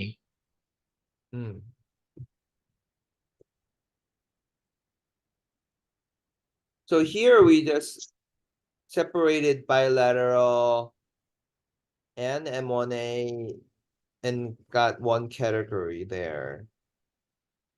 And they did, I would say, of course, they do better compared to IMA with other stage 4. That's why we made M1A, B, C, because C is worse than B than A. So there's nothing unique about mucinous in that case. But the stage 4 M1A compared to stage 3 and 2 or 3, it's better prognosis. Is that right? I think it was about the same between the two groups. Same. What are those two groups again? Bilateral and 0M1A IMA and stage 3 IMA. All stage 3 combined? Let me check.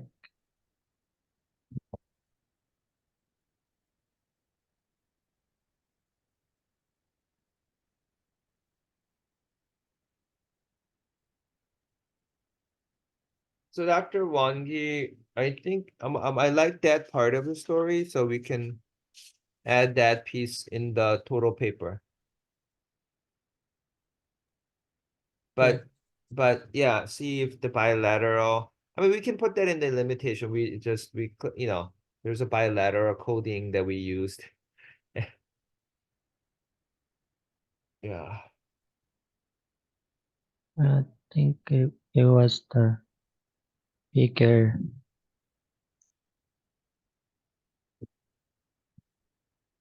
What is BP? Bilateral pulmonary? Yes, bilateral parenchyma, but I guess it has some limitations for sheer database. Also, the problem is Jungwoo's cohort is different than Rachel's, I think, because Jungwoo only included from 2018, right? 2018 new TNM stagings, right? Actually, I think I changed to the whole cohort they period. had, but So what the difference was, I think the inclusion criteria for IMA. So in my cohort, it was histology. There was some I followed the criteria made by Tempus IMA study. So yours are much broader or narrower than I Rachel? think it's the I'm not sure, but it's the cohort is different in choosing IMA and decide choosing IMA between non-IMA was different in histology criteria. So Dr. Chae, if we want to combine these all together, maybe one of them should be analyzed the process a whole again because of the cohort is different. So that is one concern. So I don't understand. Why is the core different in the first place? So Tempus used, some people use invasive mucinous adenocarcinoma specific, but if some say like mixed mucinous, non-mucinous, or anything mentioned about mucinous, they include it as a mucin containing adenocarcinoma like that. So then it is much broader. So that is the core of Tempest they used in their real world analysis. And so because mucinous adenocarcinoma diagnosis also different some people, so they try to include as much as possible for mucinous group. So they applied the same thing, and in other papers also they use the similar techniques. But so I'm not sure Rachel's court and John's court the same. But if it's different, then one of them should do it all again. So I see. PIMA.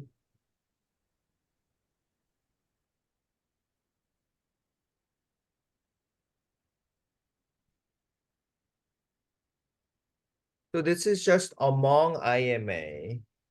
And this included, you included invasive, try to include invasive or everything?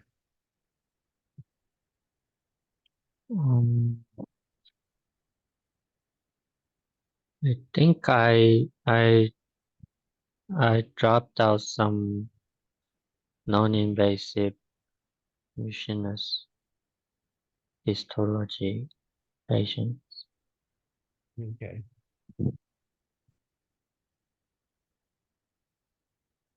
they are different. I think it's better to go separately.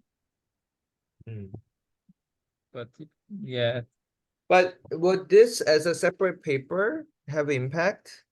It's such a short brief. yeah, but if we combine all together, this is more IMA specific. So because IMA population is low, so they will understand. But if we come together, if we mention mucinous, non-mucinous, then IMA specific, then it's kind of two themes. So then it can be some confusing. So So Rachel's I'm trying paper to, maybe, yeah. so I'm trying to convince myself that bilateral pulmonary IMA is better than other stage 4. Of course it will. It's gonna be true even if it's non-IMA.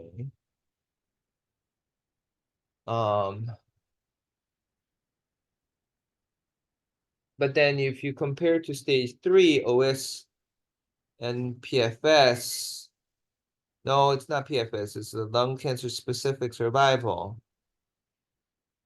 The p-value is not significant, however, it's looks pretty still worse than stage 3.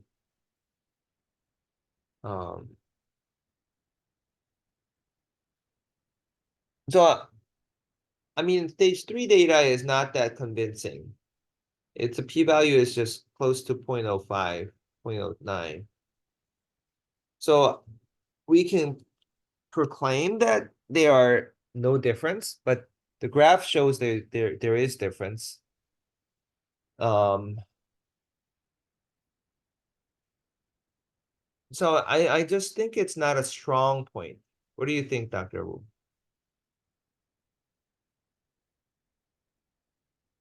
I want to believe p-value more. P-value? Yeah, but there's statistically, you know. Yeah.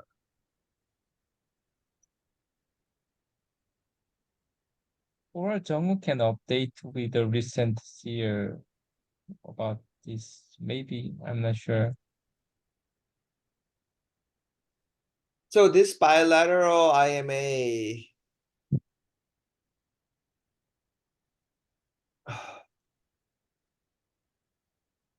we don't know their plural status. We don't know anything about that, right? We just know bilateral.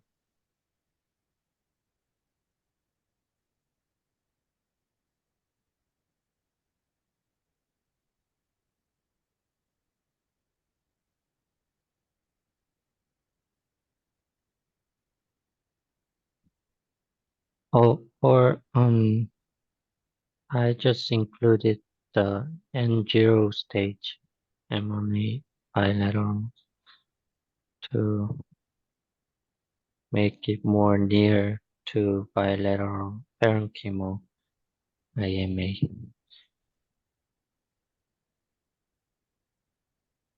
Oh yeah, bilateral, do N0 and see what happens.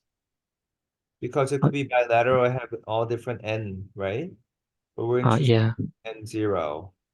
yeah. Actually, it is N0 mRNA bilateral. So Oh, okay. we named it bilateral parenchymal IMA. Oh, okay.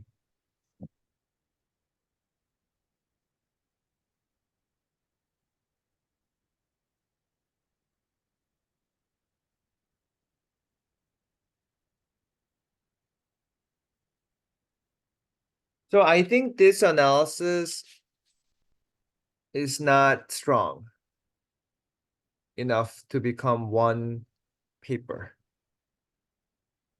So I think it has to be a combined paper. And with that, you have to have agreed upon same population of IMA. It doesn't make sense. So Dr. Wongi, you look at two different population and see if you can merge or come up with the best IMA definition. And I think it makes more sense to make it one paper. Depending on, how Jay and Rachel contribute, we will figure out who gets more credit. But yeah, but I think it has to be one paper. Okay, let's Okay. move forward. But it has to be the same population. We can't deal with that. Okay, Dr. Wongi. Yeah, so all three projects are on the review process. So one is pre-transplant malignancy. Do you have Submitted any slide? No? on those slides. I think I Okay, have a table to show for the radiomics. okay. So, but other three are under review. One is on JHLT open, one is under JNCI, pan organ analysis, and metastasectomy is in Annals of Surgical Oncology. So, and I'm writing the radiomics project. So Wait. I'm sorry. The pre-malignancy is with where? JHLT open.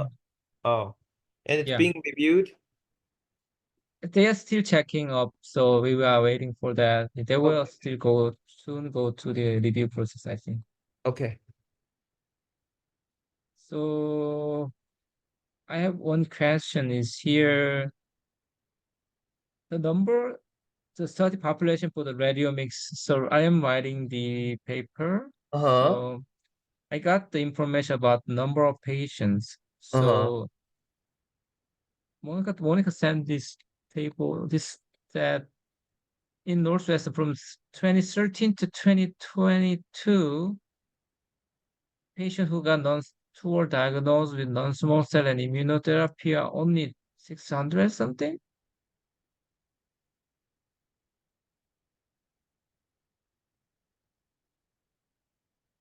I think it is too low.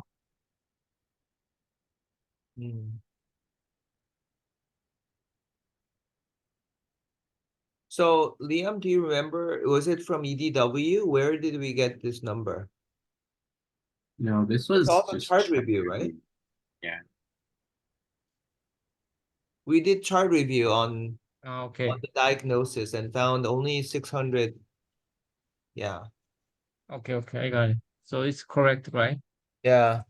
Okay, so other than that, so this paper will include the pneumonitis outcome and immunotherapy response, right? Yeah.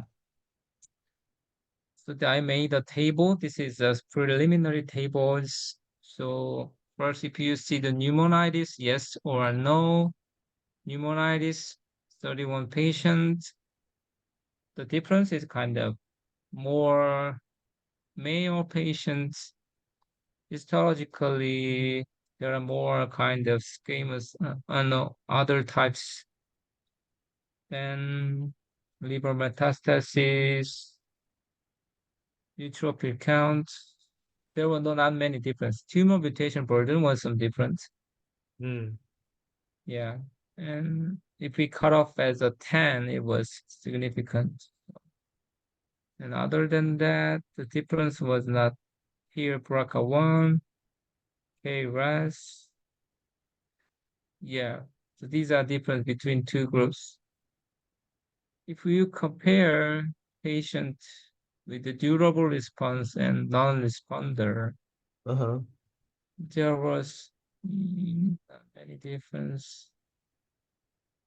A patient with combined with chemo had more durable response. They were more included here.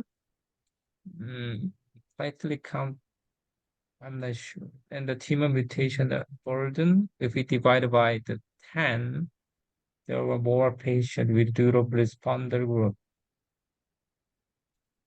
And other than that, nothing specifically different, I think. So these are just kind of just brief comparison between two groups. This is from IR resist. So if we see that PDL1 category is different here, negative and positive. TMB is still significantly different. So I think TMB 10 or something is kind of, you can find as a predictive factor before for the response. And yeah. So I wanna Show me the TMB again. TMB. So this is IR resist responder group is median value is 9.15, non-responder 4.20. If we divide by 10, above 10 was much more, 41% in durable responder, Yeah. 0 in non-responder. Okay. So I will put these three tables. Yeah. And I wanna, the three table will be the kind, one of them, yeah, durable responder will be the main table and pneumonitis table will be the supplementary table. Also, we will briefly present the outcomes like progress-free survival categorized by PDL1. Wait. PDL1 is less than 1 to 50. Yeah. This is all population, right? Everybody. Yeah, or population, Yeah. everybody. Yeah. This is progression-free survival. So, okay. These are only figures that have some seems significant Yeah. changing. Yeah. MSI, tumor mutational burden here. There was no difference in progression-free survival. This is overall survival. In overall survival, PDL less than one was worse, but other than that, they were same. Very straight, same thing. Yeah, TMB Wait, go after. back. MSI guard. There's a lot of, well, there's some positives, huh? That's surprising. 12 12, patients. 12 Yeah. patients were positive, MSI high. MSI high, right? Positive. Yeah. Wow. That's really interesting. That's so rare. Okay.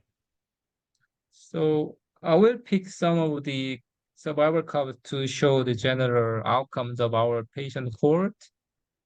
Then we will add the radiomics outcomes as Monica presented in other meetings. Yeah. So Okay. yeah, I can. Okay, that's a nice Yeah. data mining. Did they have you showed the NLR, right? That Yeah. NLR was not that significant. that's surprising because usually that's usually predictive. But I used many cutoff, but there was nothing come up with some significant difference between immunized group or responder groups. So Did you use the ratio cutoff? yeah. Okay. Okay, that's good. And for actual radiomics, yeah, maybe work with Dr. Yuri or Justin. Yeah. Yeah, just run the R by yourself. Maybe learn from Dr. Yuri, and that way you can replicate everything he did. So I don't want there to be any error, and for more, you know, Yeah. Now the numbers are some confusing because in some poster it says 0.6, in other 0.55. So I need to get confirmed from Monica, and then maybe and finally I will meet Dr. Yuri and talk about what's the real value. yeah. And then when you go to Dr. Yuri, let's go together.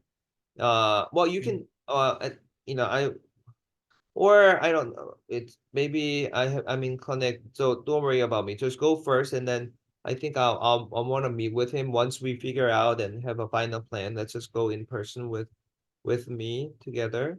But Okay. for you to learn, just go alone and or take Justin with you or yeah. So the goal is you understand the whole process and it's just the R algorithm and you just automate, it's like a pipeline. You just upload and then radiomics file is just like Excel file, big Excel file, and you just put in, let R run it, and then it will just tell you if it's predictive or not predictive. No. Mhm. And then that have Gloria be involved in the process and that, she knows if she wants to tweak the algorithm for better. So it's basically it's just bunch of numbers, bunch of variables, and you have a model to predict outcome yes or no. So it's very easy system. And there are many competing shared algorithms. So deciding, I know Dr. Yuri is using his favorite one, but we can use different ones. And another good one to explore is the shared algorithm provided by James. So Liam and Sally and Sue probably knows Nahyun.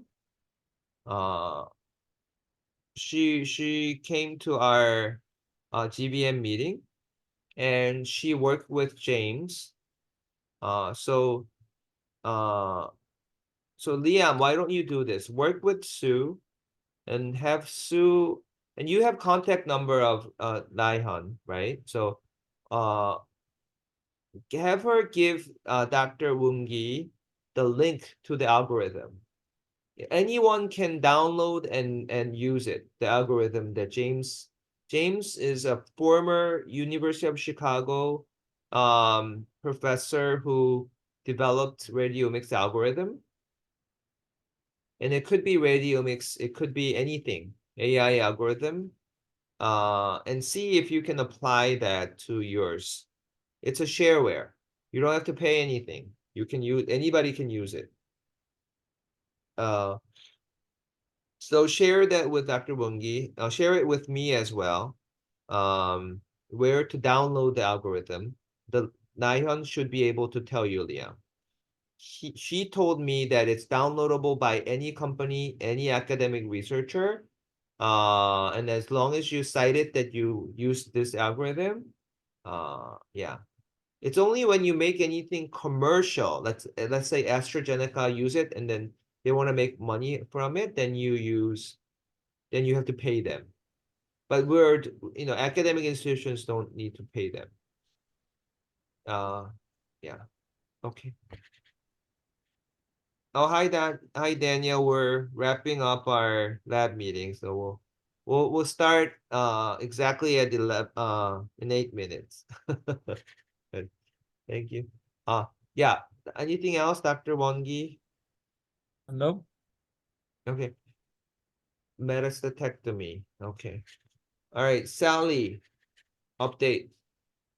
I just have a really quick one since we don't have time to. So EDW, first screening, it's still going well. I could share my screen, but there's not too much to update. So yeah, we have around 209 patients left for first screening. So whatever is included, we're gonna send it over to second screening. So right now we're in the process of going through what the undergrads did to make sure which patient should actually be screened out. So that we're gonna make it into like three different groups. So like non-small cell lung cancer, small cell, and then others. So we can just have all their data in one But spreadsheet. what is others? I thought we got all lung cancers.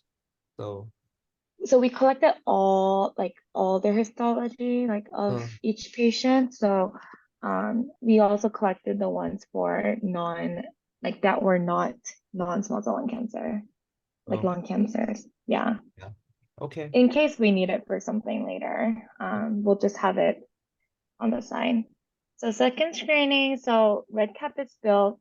They started inputting on REDCap, and so far they've put in 45 patients up on REDCap, and they have around 45 left.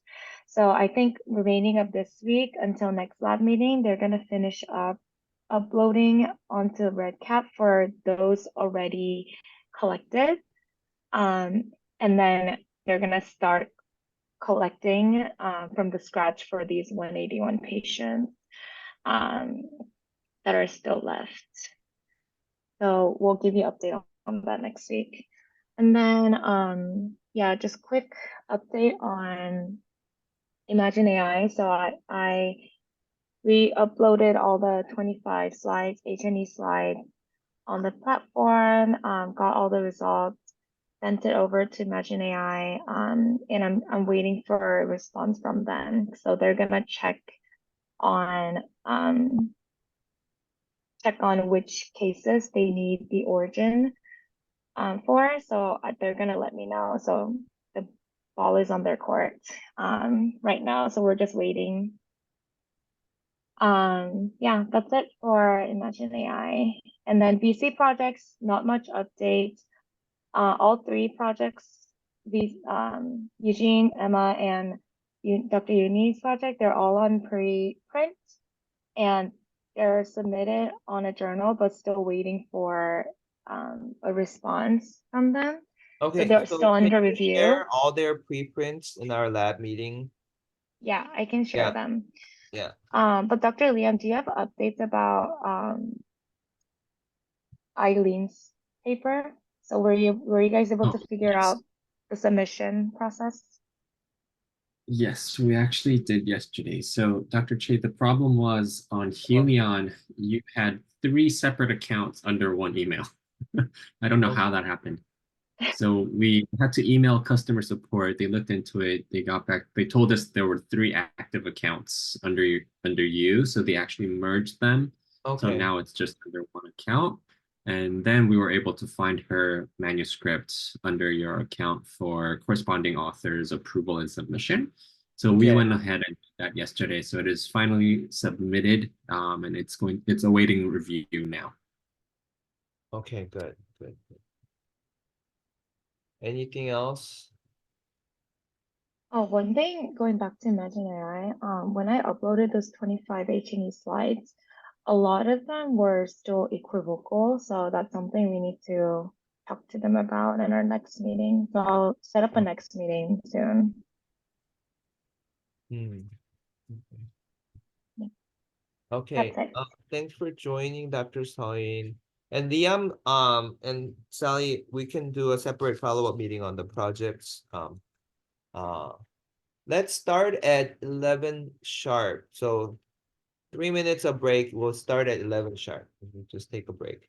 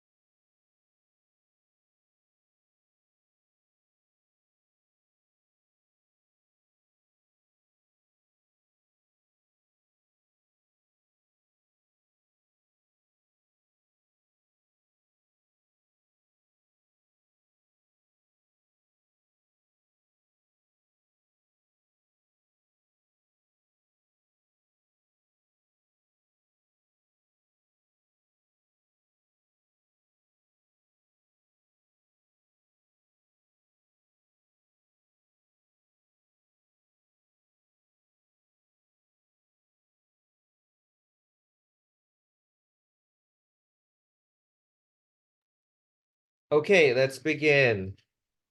We'll start with Dr. Chae first, and then we'll do Dr. Chae and around us give us update on those questions.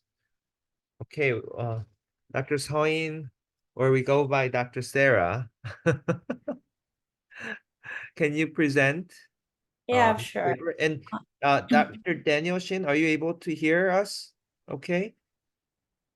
Yes, I can. Oh, okay, good, good. Thank you for joining. My pleasure. Okay, I'll start. Can you guys hear me well? Yeah. Okay.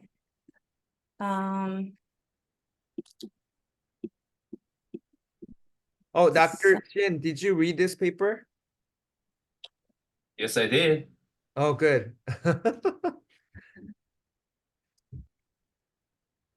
Okay, let's go. And Dr. Shin is interested in CAR T therapy too, so. Oh, really? Okay. I'll try my best. I only had one day to prepare, but yeah. Okay, so today I'll be presenting a journal titled Naturally Occurring T-cell Mutations in Hence Engineered T-cell Therapies. As you guys all know, CAR T cell therapy has been very revolutionary in some types of hematologic malignancies, but we weren't able to use it against solid tumors yet, not much, because there are many factors, but some of the factors that limit its efficacy are poor persistence, meaning they don't last long in the body, and immunosuppressive tumor microenvironment, which can sometimes lead to T-cell exhaustion. So what this paper tried to do was to look for any mutations that naturally occurs in T-cell neoplasms that we could harness to boost the effect of T-cell therapy, because T-cell neoplasms, they can survive and proliferate throughout the harsh tumor microenvironment. So they created this library of 71 mutations and 45 wild-type controls, and they introduced these mutations into human and mouse T cells, and they assessed the effects of these mutations using in vitro and in vivo screens. So key finding of this study was that they discovered this fusion of CARD11 PIK3R3, which enhances AP1 and NF-kappa B signaling. Both represent the enhanced T cell activity. And it also increased IL-2 production, which is a pro-survival cytokine that helper T cells need to proliferate and do its function. So the key takeaway message from this study was that this fusion, if you integrate this into CAR T cell or TCR T cells, it actually enhances its anti-tumor activity. And what does that mean? If we can enhance its activity, we can reduce the dose required to have same effect against the tumor, and we can also diminish the need for intensive lymphodepletion that's usually done prior to T-cell therapy. So that's how they constructed this mutation library. They used lentiviral construct, and they used 71 mutations in putative drivers of clonal T-cell neoplasms. And it included 61 point mutations in 40 different genes, each paired with wild-type control. And they also cloned 10 gene fusions and 5 controls. And wait. So I think the key is the idea is they want to learn from the T cell lymphomas. That's yes, that's what makes it so innovative. right. What makes T cell lymphoma so aggressive and makes them into a neoplasm? There's something about that T cell, giving them a power to perpetually proliferate. So among the known clonal T cell neoplasm drivers, they selected 71 candidates and then use that mutation to put them into the T cell and see what their properties are, right? So Right, it's really learning from cancer, you know, going back to T-cell lymphoma, and can we learn Mhm. from you, tumor, you know? And Right. that's what's really you know, the revolutionary in this paper, I think. Yeah. Mhm. Yeah, They go also use not only the lymphoma, but they also use clonal T cells from inflammatory syndromes. So yeah. autoinflammatory syndromes. Okay, good. Interesting. And they assess this effects of mutations using in vitro and in vivo. And on the top, it's in vitro assay. They used this triple reporter Jurkat cell lines to actually monitor the three main pathways involved in T cell activity. And they transduce these cells with CAR and also this one of the mutation construct. And they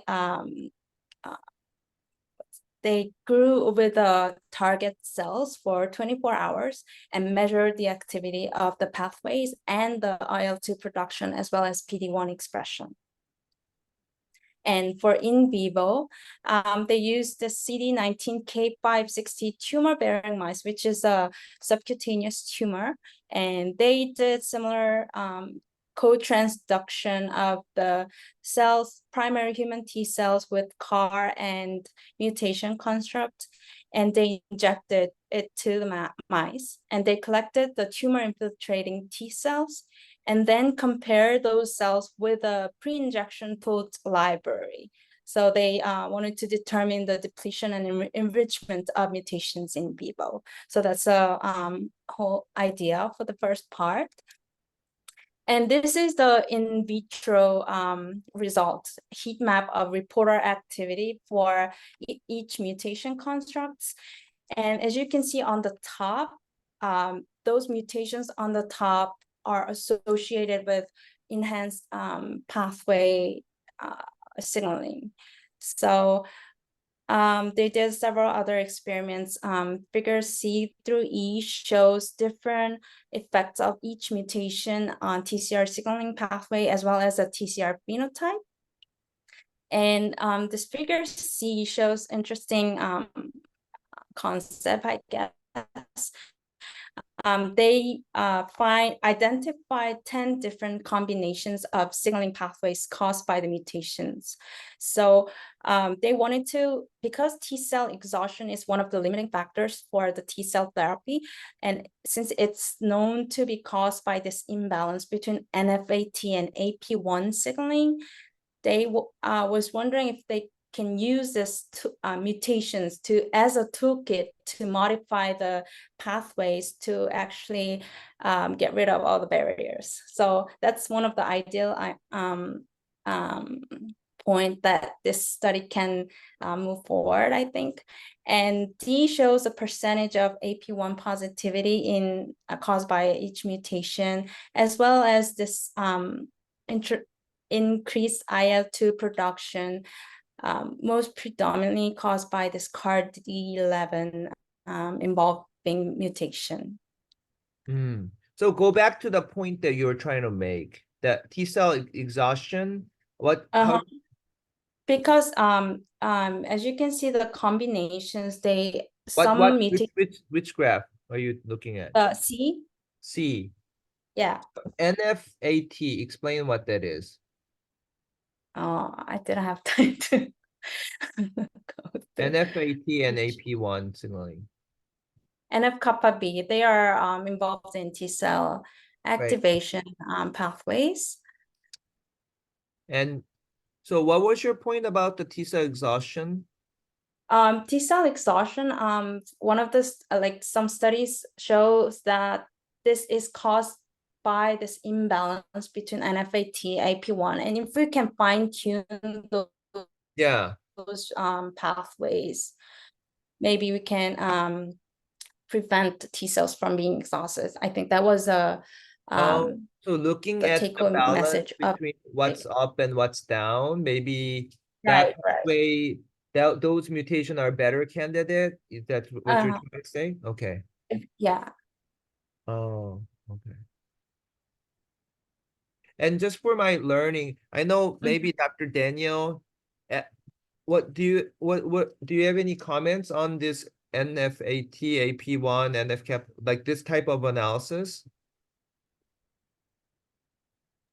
Yeah, these are the main three signaling pathways that regulate T cell activities. Mm. So as explained by presenter Dr. Chae, right?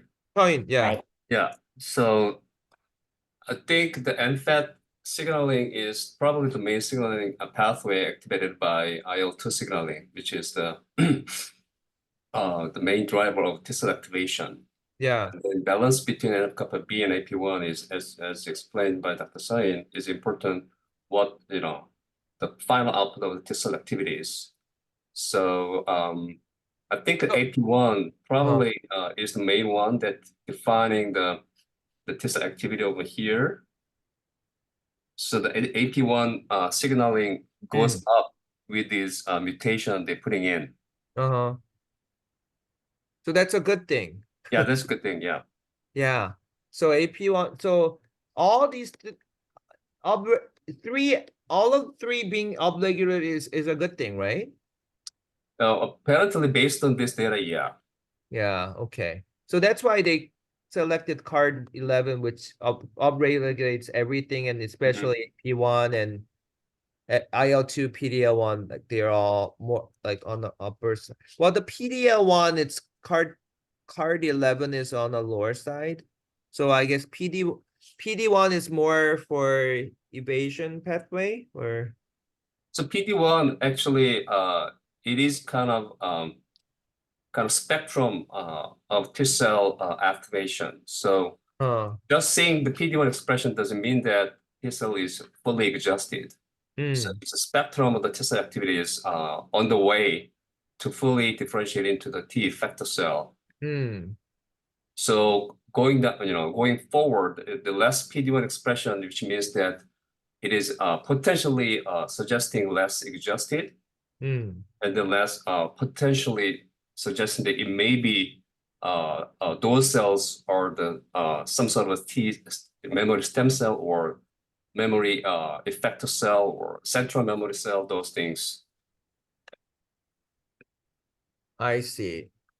Here, the full change goes down, so it may be less exhausted. I mean, here, yeah, one with the card 11, yeah. Yes. Okay, okay, got it. Thank you. Yeah, we can next slide. Okay. And yeah, CARD11, it's associated with regulation of NFAT, and it's explained in the later slides. And so that was in vitro screening, and for in vivo mutation screening, they identified those mutation constructs on the top right corner that were enriched in tumor infiltrating lymphocytes from that xenograft model. So if you compare this in vivo data with in vitro analysis, out of the four constructs that I just circled, only the with enhanced pathways. So that's why they picked this gene. And do you guys hear me? Yeah.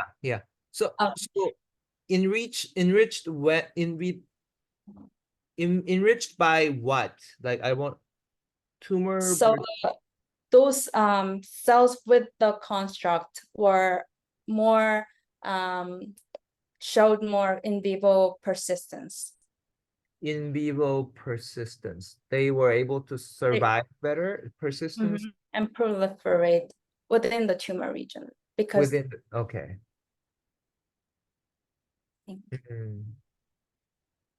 So those with that construct, those clones were able to proliferate better in vivo mouse model. Okay. Because they're theoretically they don't survive well within the tumor harsh tumor microenvironment. But if you have this fusion, they are able to overcome that barrier. Mm. And so that's why they picked this fusion gene. And again, talking about this pattern of activation, different pathway activation, this CARD11 PIK3R3 shows enhanced NF-kappa B and AP1 signaling, whereas NFAT is not increased. And this combination is known to counter T cell dysfunction. And recent studies show that this combination is also associated with improved maintenance of memory phenotypes and effector functions in CD8 T cells. So I think this, I'm not really expert in immunology yet, but I think the fine tuning of different pathways are, I think, the key to bring best outcome in those T cells. Okay. So that's why they picked this fusion gene, and they did various analysis. First, they assessed that this fusion gene enhances CBM signaling, which is activated by TCR pathway in normal circumstances. And this CBM complex leads to NF-kappa B and AP1 transcriptional activity increase, as well as this MALT1 protease activity. So this construct, this square shows the structural component of the fusion gene.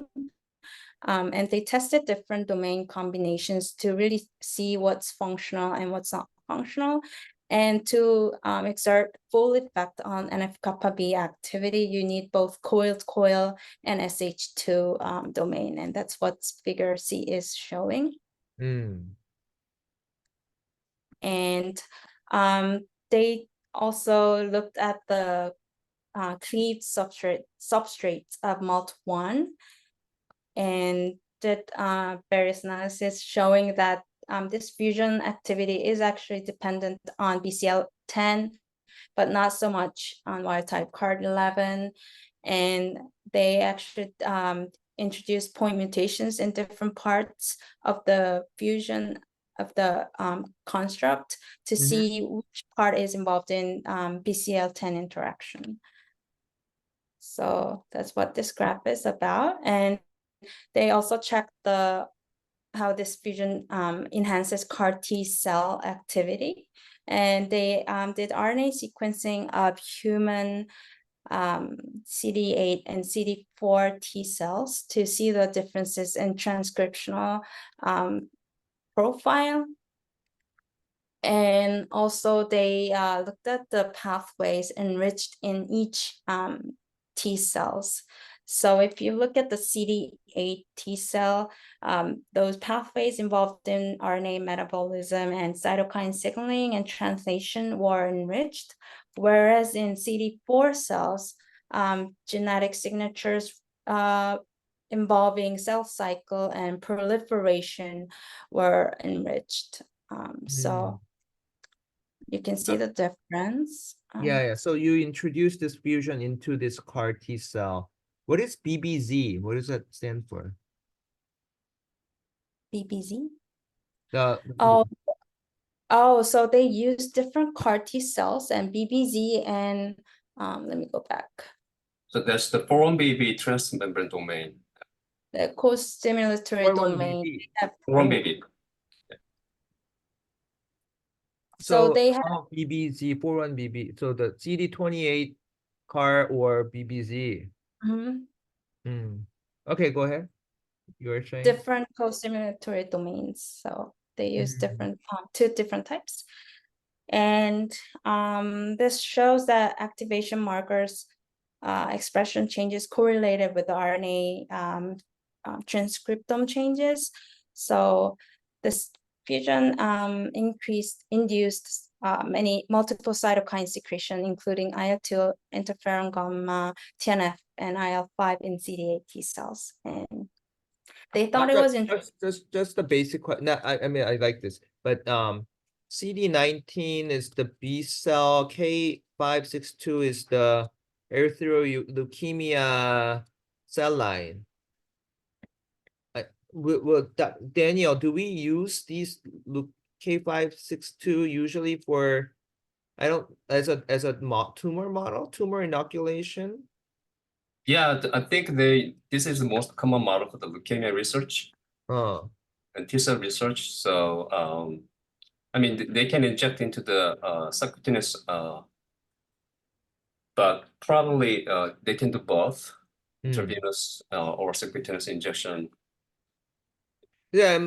This is T cell tumor related fusion protein construct, and then they made CAR T cell with this construct in it, and then this is a B cell leukemia, right? CD19 is B cell. The B cell leukemia tumor is inoculated into mice, and then you put T cell inside that B cell leukemia. I mean, I'm just trying to understand. Yeah, that's Yeah, what it is. Yes. yeah, yeah. Yeah. Maybe leukemia, they grow really fast. They like this model better. Yeah. Yeah. Okay. I think K562 and then T2 or T3 model is the most common model they use for the leukemia research. Okay. And CAR T cell works better in leukemia or lymphoma, so I think that's why they want to use this model first, then do any melanoma model or I don't know. I'm just thinking why they use this model. I'm thinking out loud. Okay, go ahead.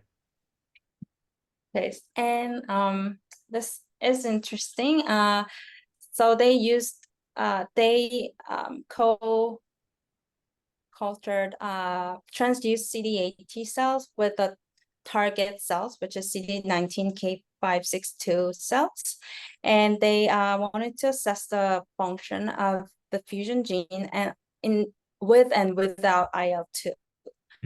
So the cells without the fusion gene, it required IL-2, which means if you don't have IL-2 present, they can't clear the target cells effectively.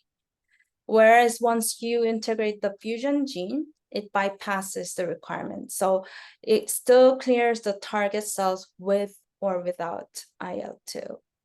So I think this was like really powerful finding, because addition of this genetic mutation rescues the cytotoxic capacity of CAR T cells and possibly be used to bypass all the cytokine requirement and the tumor microenvironment barrier.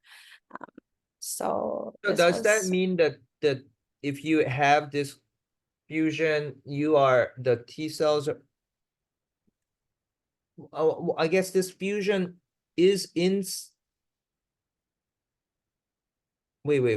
It has to kill cancer cells, and then this construct is in the T cell. But the T cell is able to produce IL-2 it's by itself. That's why it doesn't require it. I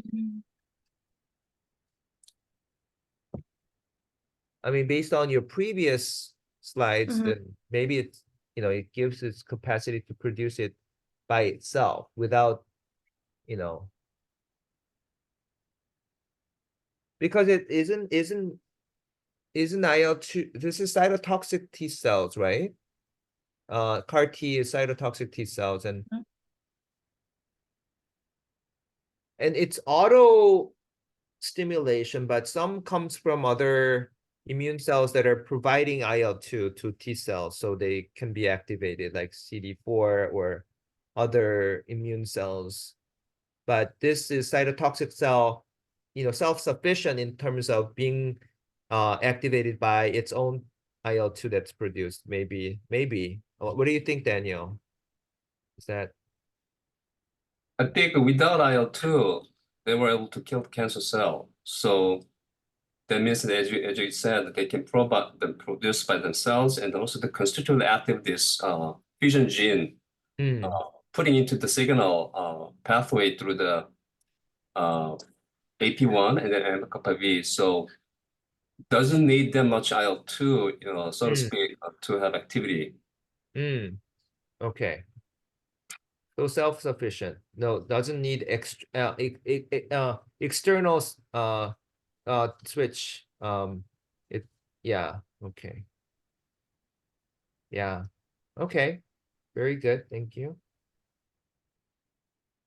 Okay, and so they tested its function in xenograft leukemia model using this NAM6 GFP tumor bearing animal, and it showed improved survival in those animals.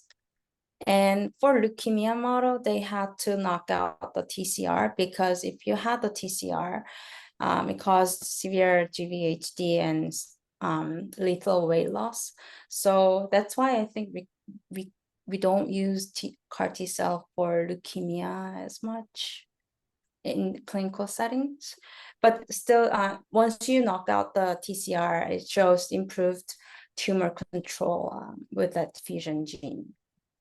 And same thing with the So the left side is the survival of mice, and they with the fusion construct you have, they all live, and then the radiance is radiance analysis. the tumor size, or it reflects, right? Tumor burden. It reflects in vivo, yeah, tumor burden. Yeah, and then it's better. And that's A, B, C, D. Okay. Okay. And they did it with a subcutaneous mesothelioma model. And again, on the left side, it shows better control of tumor and also better improved survival on the very right side. Okay. So it really improves the therapeutic efficacy of both CAR T cells in vivo. And next, what they did was they used this transgenic TCR transgenic mice to really simulate the real immune response in human body, and it really showed that this fusion expressing cells were able to infiltrate in tumor more, 145-fold increase in number of cells within the tumor. And it also significantly enriched, they were enriched in the tumor spleen, tumor draining lymph node. And this was mediated by the stemness associated transcription factor called TCF1. And also they did they checked the production of cytokines and TNF interferon gamma and IL-2, and it shows that they enhance these functions individually and also collectively. So Daniel, can you explain, what's the importance of this analysis? TCR transgenic.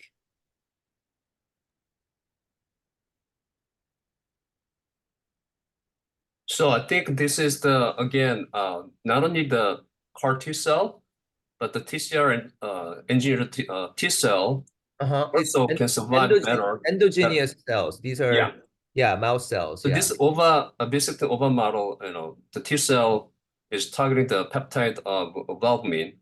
So it's essentially they engineered the TCR receptor target this albumin in cancer cell, the B16 model. So those TCR engineered T cell also have a similar benefit than what we observed in CAR T cell. And then TCF1 is, we know that it is one of the main transcription factor associated with T cell stemness, either a central memory cell or effector memory cell.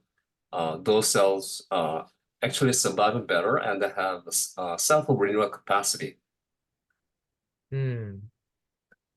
So that's the very important finding, or in terms of, in order to show, in vivo persistence, we need to show that those T cells should have expression of TCF1 the encoded by TCF7, the gene name is different.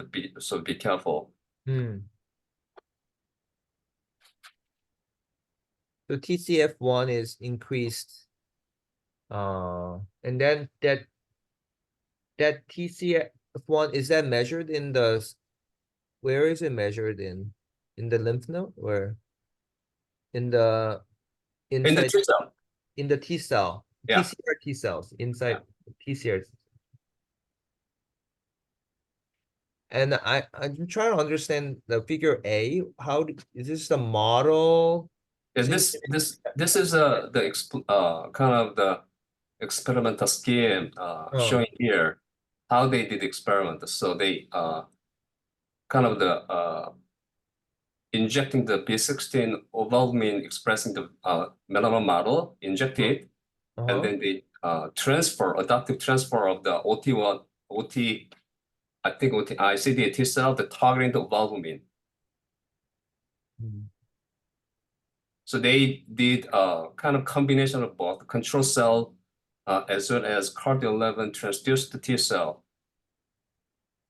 And which one survives better? So the combination, the dual competition assay, so that as we can see in B and C panel, all the CARD11 transduced T cell survives better, tumor and spleen, and then tumor draining lymph node. And TCF1 expressions are a lot better for those T cells expressing the CARD11.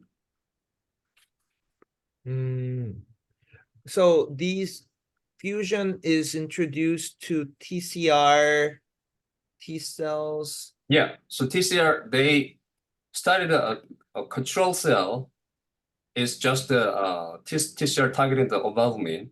Yeah. But the green cell, they transduce with this mutation, the fusion gene. And they combine together and then inject at the same time. Okay.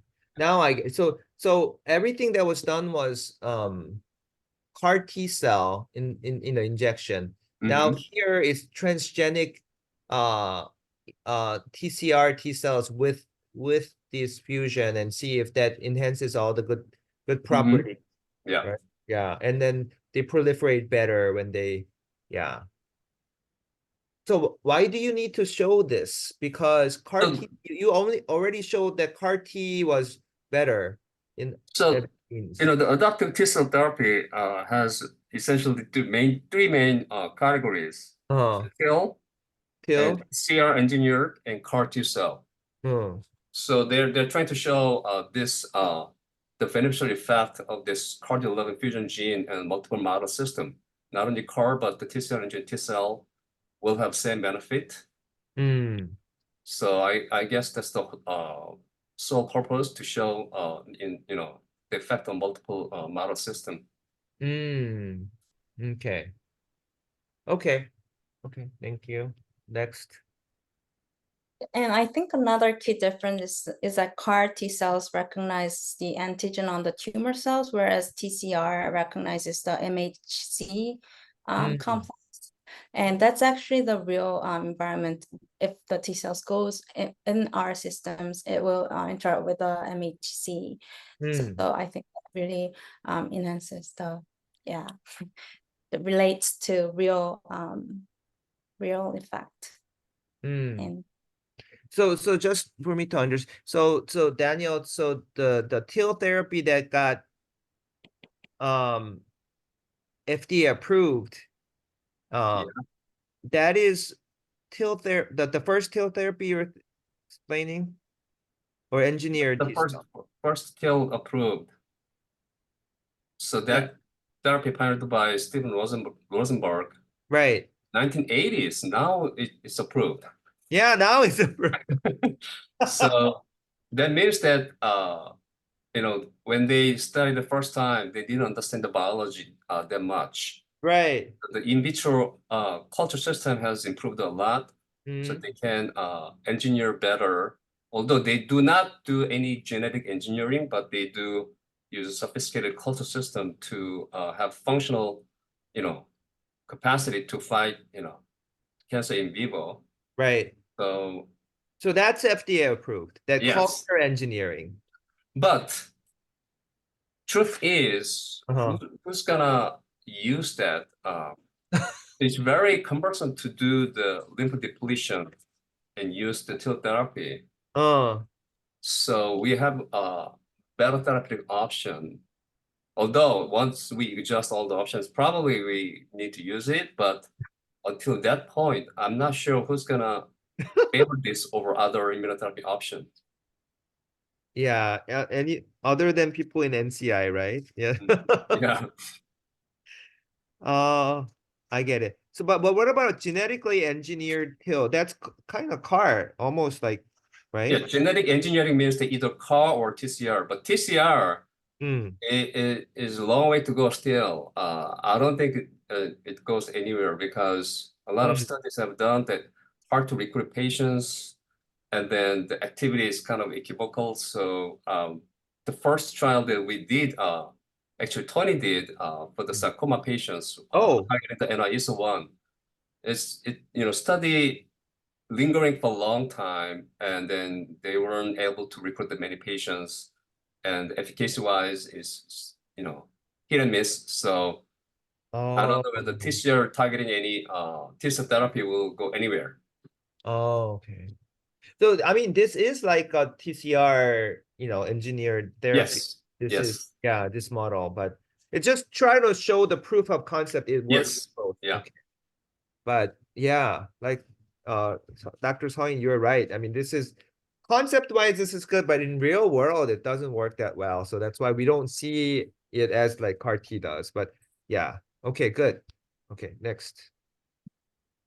Okay, and they did this dose response experiment and show that this fusion enabled superior tumor control with both 20-fold and 100-fold lower dose.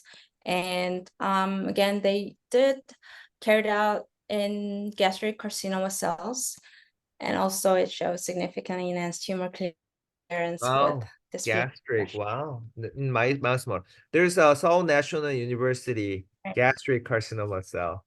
Cell line. Okay.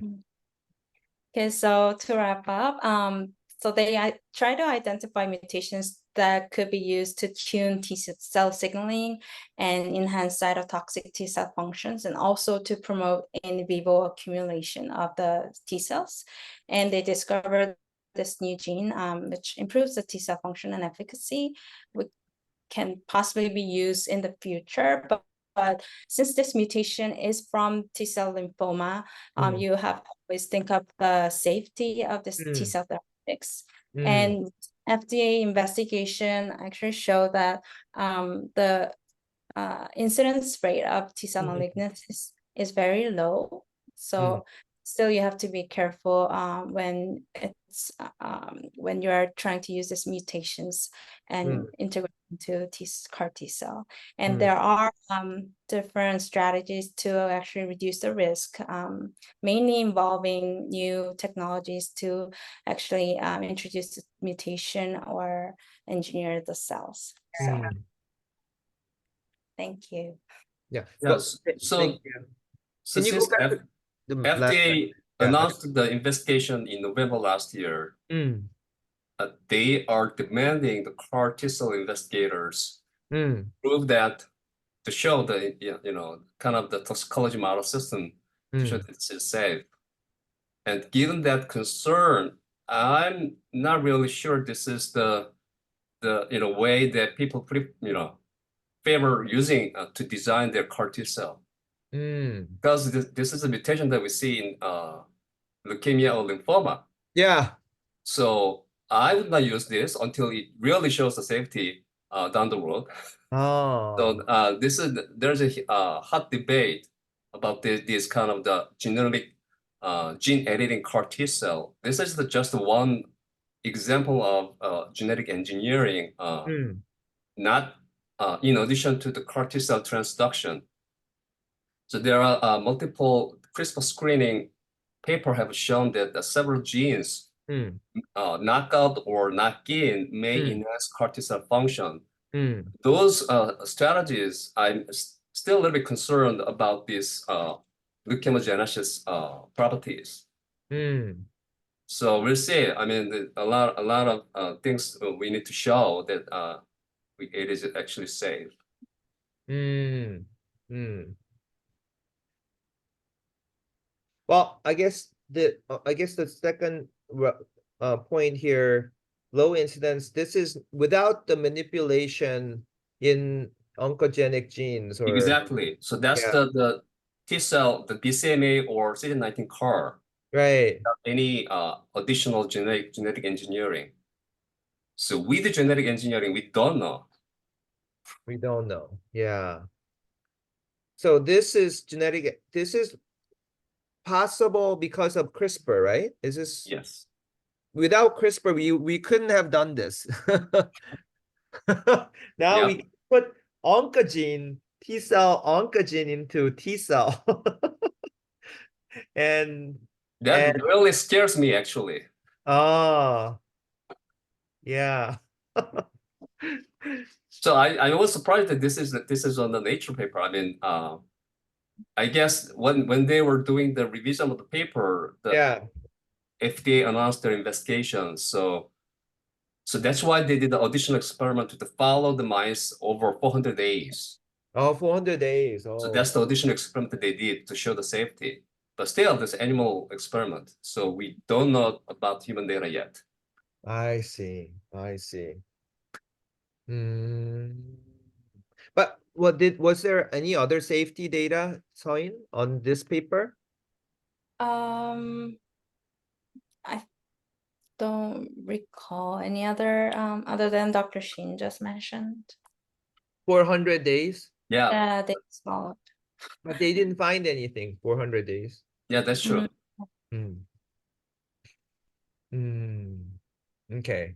Yeah, I think it's a really interesting paper. And there are the authors are one of the authors is my friend.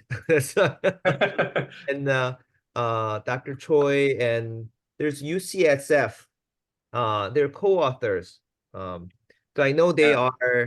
are right. Who's Yeah, the so those no. are all the groups in Parker Cancer Institute. Parker. Yeah, Yeah, Parker. Parker members of the Parker Institute. Can you go to the front page of uh the And I believe they found yeah. a company uh based on this kind of yes, novelty of yes, design of CAR T cell. But I doubt that anybody interested as of now because of the concerns. We'll see. I see. I see. Yeah, I think it's Robal and Choi. They're the Mhm. co-corresponding authors, Yeah. and I think they found a company, and Yes. yeah, and they are, I think, trying to do the first in human study very soon. So Mm. we'll We'll see. see. Yeah, I mean, well, if there is no safety concern, this we undoubtedly this is a pretty powerful CAR T, right? That's true, but there's other way to kind of boost the CAR T cell activity as well. Oh, really? So As yeah, there are many as good different ways. as good as this one? Potentially, yeah. Okay. What are those ways? So there are the vaccine boosting strategies that promote antigen spreading using the endogenous T cell in tumor microenvironment. Hmm. That cell paper was quite interesting and promising. Okay. So, and there are multiple additional design of CAR T cell. Actually, the co-express cytokine Hmm.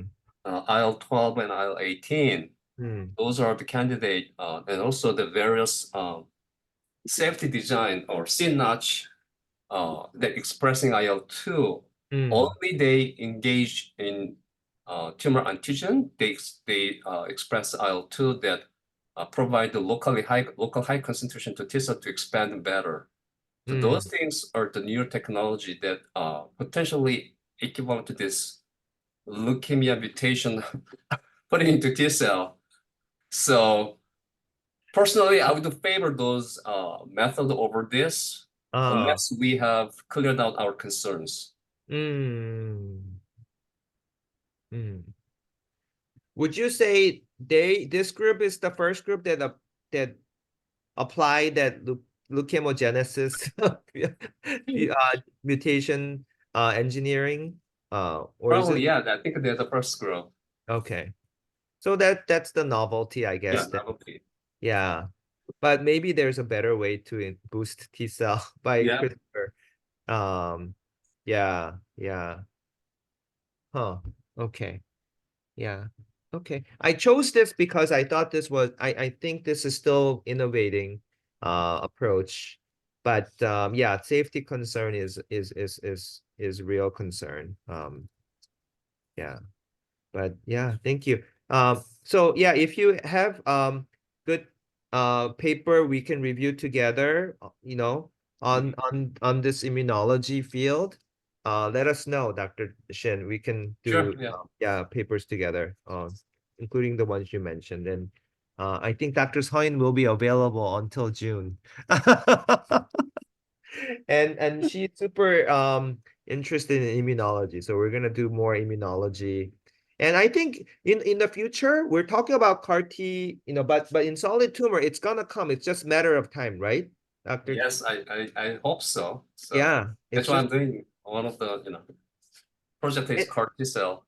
yeah. So your CAR T, explain in brief what your CAR T is coming from. Yeah.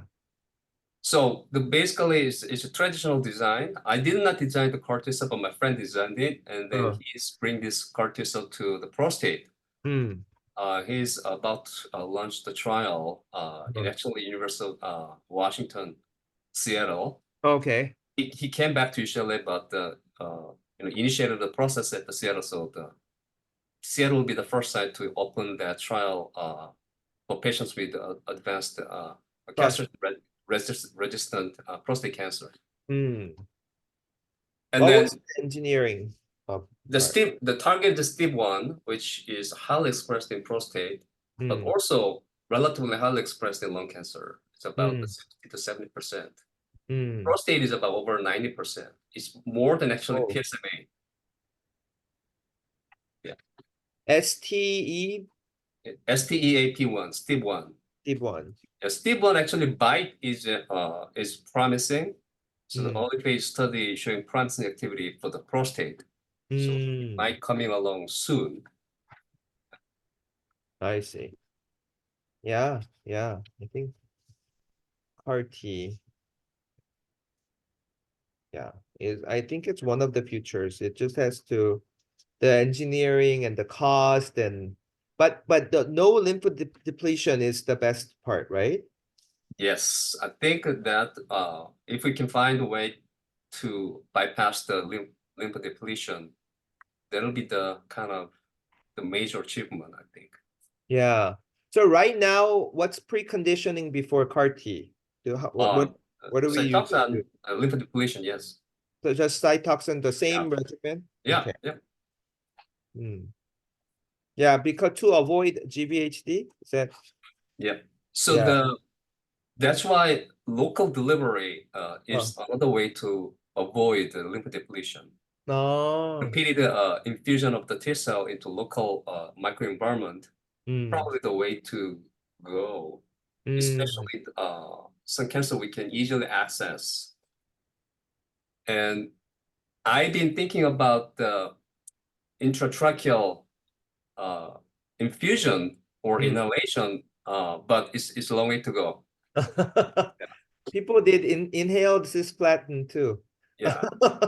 For sarcoma metastatic lung Yeah, lesions. my friend actually doing the intravascular infusion of T cell, but the Mm. problem they need to overcome is that the urine is very toxic to T cell activity. So Oh, they need to wait to engineer T cell resistant to urine, yeah. probably urea. Yeah. Oh, okay. Good. Good. Okay. Thank you, Soin. We'll go to Dr. Chongwoo to go.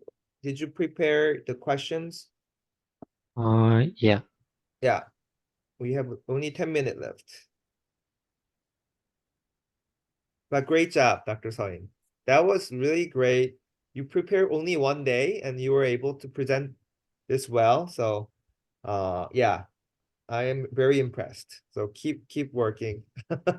Studying immunology. Yes, so I guess I need to do a brief Yeah. follow-up. Brief follow. So this is the paper from Lung Cancer Journal in 2022. Uh-huh. So they had a data that shows that EpCAM positive disseminated cancer cells, patients who found in EpCAM positive cancer cells. In bone marrow? This is bone marrow? Yeah, yes. Okay, in And bone marrow, and this is breast cancer patients. it was a NSCLC patients, and in total, This is lung cancer patients? Oh, okay. yeah, and um Wait. excluding stage 4. They Yes. did lung cancer and they biopsy the bone marrow in Yeah, stage 1? while doing a primary surgery, they did biopsy on both sides of iliac crest. Wow, for stage 1 2 patients. Is this a study from Europe or Yeah. US? Yeah, it's Germany. Germany, okay. Wow, I'm impressed. Very aggressive. Okay, so Yeah. these are EpCAM positive tumor cells in bone Yeah. marrow for all stage 1 to 3 lung cancer, right? Yeah. 1 to 3 all combined, non-metastasized. Okay. Yeah. So Wait, this is go back. So bone marrow half were positive, right? Well, EpCAM was positive in 55 out of 104. So yeah, that's really impressive, Daniel. They all have disseminated cancer cells in bone marrow. Wow. yeah, about half of them. Yeah, that's really impressive. Okay. So this is a survival analysis.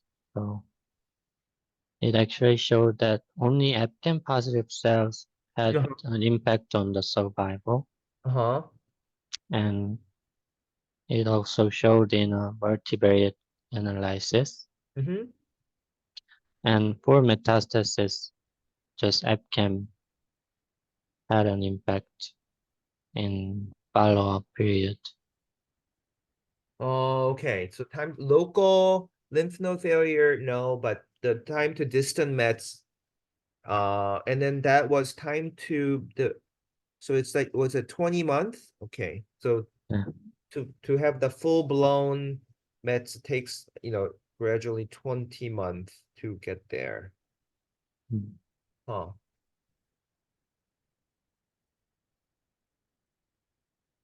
Huh.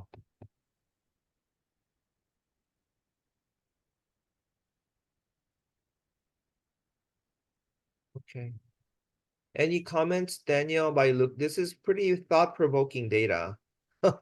Yeah, I mean it's nice that they could do the bone marrow biopsy for those patients, but I'm not sure whether this has any real impact on our patient care unless we can identify without having to do the bone marrow biopsy. You know what I'm saying? Yeah. So let's say without biopsy, we are able to know if there's a EpCAM cells in the bone marrow. Even if we know that, if it's a cancer stem cell, by giving chemo, can we clear them? Right? That's the next question. Right, probably not very effective unless we have novel agent to target the cancer stem cell. Right. So I think it probably opens the way, a new way of thinking, and then probably develop new agent to target the cancer stem cell Mm-hmm. to really translate this finding into patient care. Mm-hmm. Okay.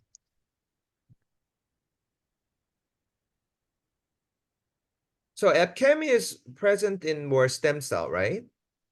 Isn't Based on, I think, their analysis, I guess, probably yes, yeah. yeah. Okay. So I'll give Dr. J another topic to. So can you do a topic presentation on lung cancer stem cell? I mean, there are many stem cell papers, too many. Some people believe in it, some people don't believe in it. But let's find let's do a topic presentation on cancer stem cell, but focus on lung cancer. What are their biomarkers and how do you what's the hypothesis and how do you prove that they are real? And what are the what are their characteristics and how do they presence of it, how do they affect treatment outcome, and what are the future emerging targets? Maybe we have to do a CAR T cell targeting the real marker, but there's not 100% consensus on the markers too, so that's a problem. So maybe panning out from your project, let's do yeah. Okay, 3 minutes. Aranus. Thank you, Jay.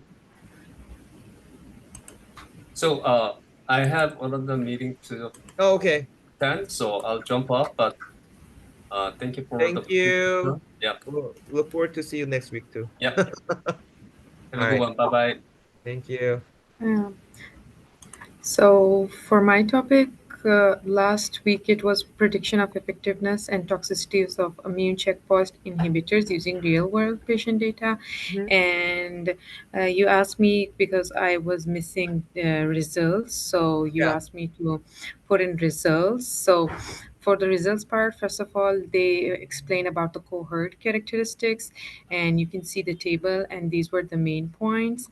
And Mhm. then with the result, this is the main table. In results, they explain the three main immune related three main diseases, and then overall 1 year survival.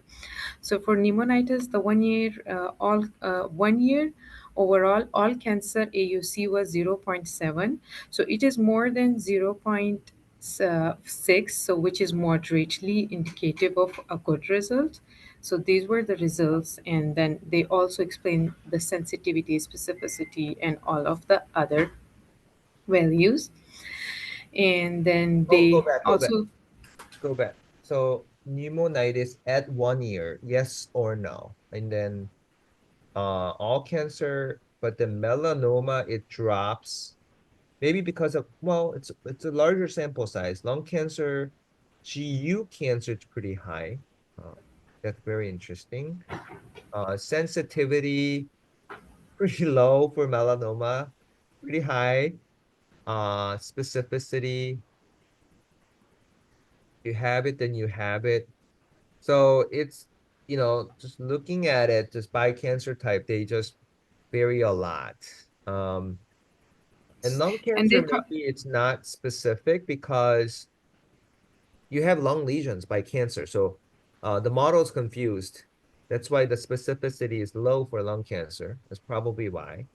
And positive predictive value is really low.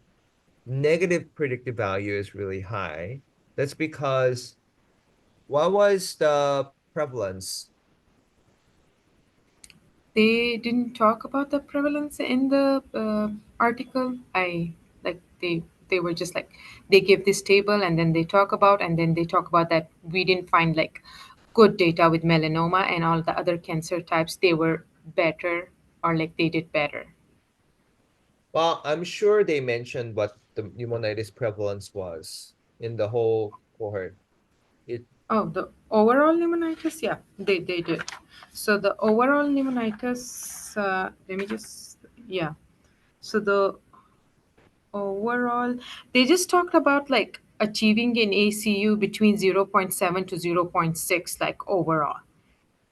No, I'm saying what is the prevalence of pneumonitis in the total population?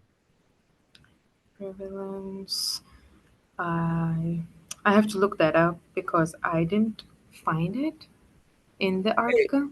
okay, Liam, you have access to the actual paper. Why don't you look it up while we go through the uh presentation? Next slide.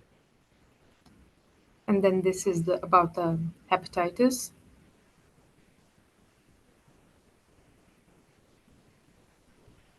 Hepatitis 0.7, 0.4. Okay, go back. You need to include the first uh row. Uh so the right side, half the IR, half the patient on the basis of the model prediction. What does that mean? So, like they divided the data set into two. Like there was 20% that was data set, and then 20% was experiment set.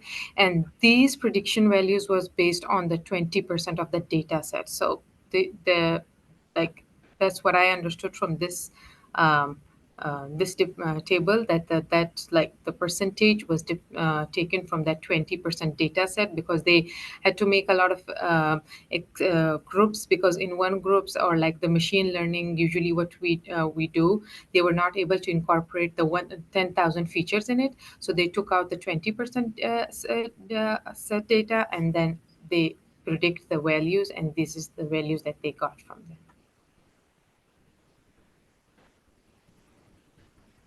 I don't quite understand it. Is this a predictive? So what is the The difference incidence between, rate. what's the difference between the two? Yeah, half of the patients on the basis of model prediction, random selection of patients. IR, what does IR stand for? Incidence rate. Incident rate. Okay. Yeah. Mhm. Random selection of patients. Outcome models.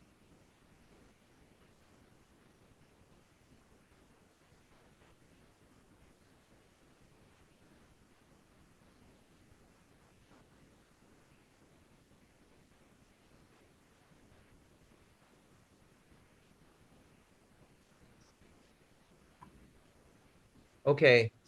So Aranus, read the paper with Dr. Wangi, Mhm. and next time explain exactly what these two columns are, how they derive this column, and compare them Mhm. with the actual population. So you have to understand what bootstrapping is. Explain that concept to the group. You have to understand exactly what they did. So a lot of times they have a modeling group, and then you have a validation group, right?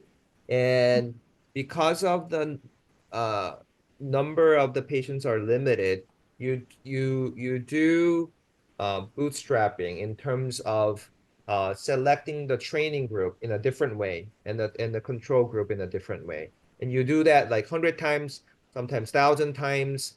So I think it has to do, but I haven't seen the way they presented the data on like this way. Half the patient, I don't know why they chose half. The IR, I don't know why did the random selection, and then compare that to the actual, the true value of incident rate. And Oh.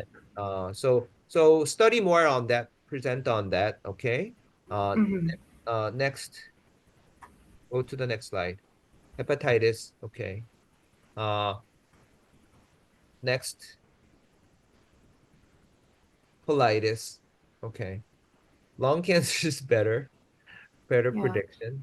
And And then. and then overall survival. So this is really just everyone who received immunotherapy. So this is Mhm. combination of response and toxicity. Some people die of toxicity. So this is regardless of cause, Mhm.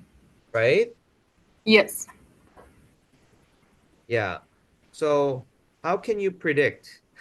It's hard to predict overall survival. It's just composite of many factors. Yes. So the two things that they talked about in in the article was like one criteria was that the people who died or whose death occurred after once they started using immunotherapy, and the second one was like if they didn't on death on the rebound use of immunotherapy. So those were the two things that they took into account whenever they were talking about the overall 1 year survival. So what is rebound? Can you explain? Like once they like they were taking the treatment, but then they were not taking the, like they stopped taking the treatment, but then they took it again, and then after that their death occurred. So that's the rebound use.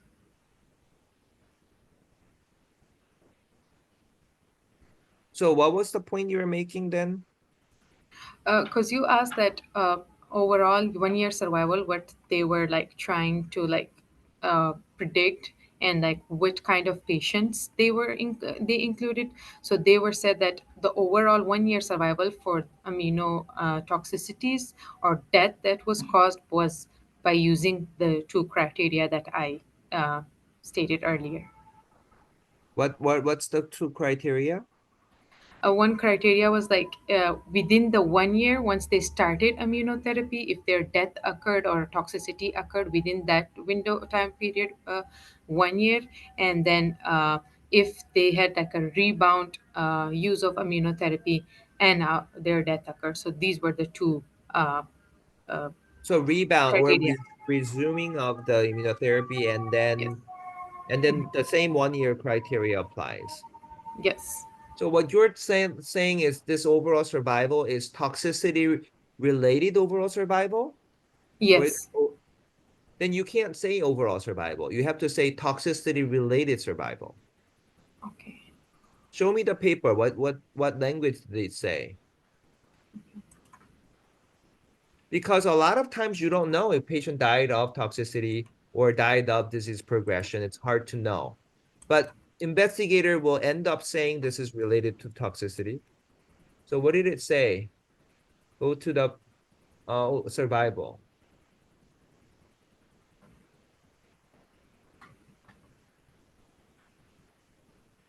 So in here, yeah.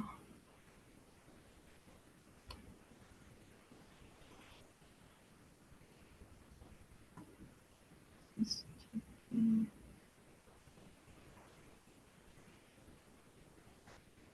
let me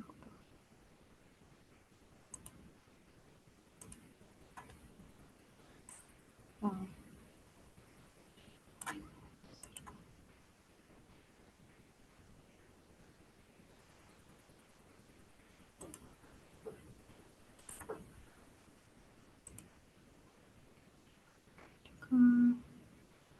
For each outcome.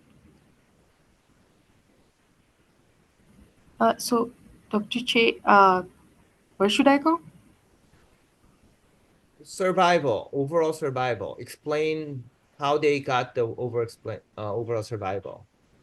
So they don't talk about like they just talk about this table, like in like this table, but they don't talk specifically. They just talked about the overall survival of 1 year and the toxicities. Yeah, so what I'm saying is overall survival is regardless Mm-hmm. of any cause.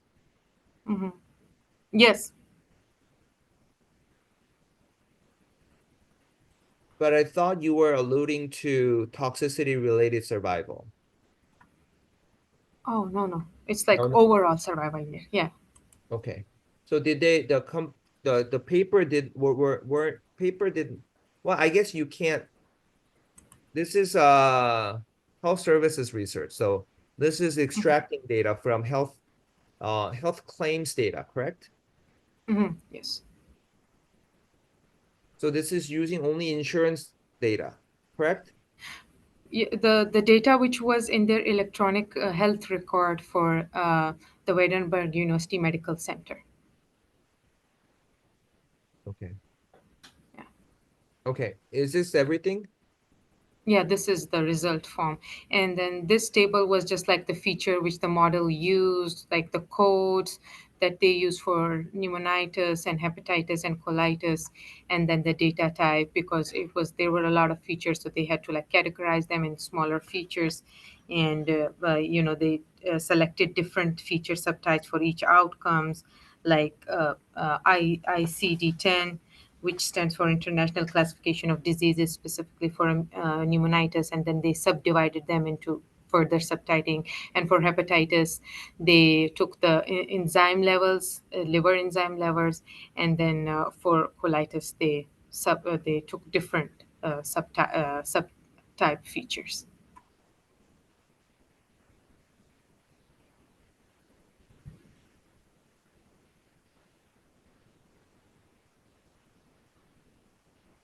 And then I discussed this table with Dr. Wongi and Dr. Liam, and this was the we all were like not like very able to understand it, but then this was the everything that we came up with.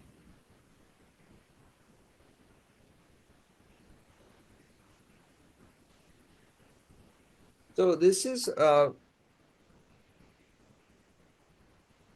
so this was an unbiased modeling, and then in their final model, they were able to come up with these variables. So we kind of know that they weighed a lot more than other variables in predicting the outcome, pneumonitis, Yes. hepatitis. So it's really interesting to see that hepatitis model, that so I'm a little bit, so look at the hepatitis model. It doesn't have the NLR lymphocytes. It doesn't have the type of therapies. It only has the LFT lab values. Yeah. So And they just so this is in my the question for you. Number Mhm, one, mhm, are they mhm, pre-treatment values? Because I think your LFT should be all normal before starting immunotherapy. mhm. I don't know how using this as a model will be able to predict hepatitis. Did they include cycle one LFT values? You know what I mean? Like, did they Yes. include any post-treatment variables? So that's Uh, number one question. mhm. Do you know the answer to it? So in the article, they say that for hepatitis, they just it was defined by the laboratory measurement exceeding 3 times the upper limit of normal liver enzyme within 1 year window, irrespective of etiology.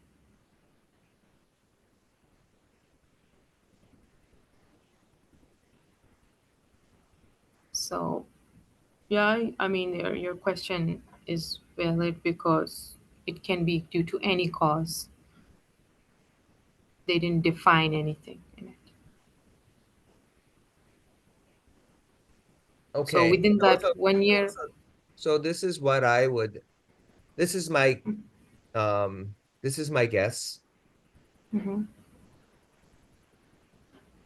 With our own Northwestern toxicity research, mhm, Dr. Iser Kim was in charge of um, defining, is this immune colitis? Is this immune hepatitis? Is this immune pneumonitis? She had to mhm. read all the chart and make that call. Here, we're only using the health record and Mhm. and asking the machine to tell us if this is colitis.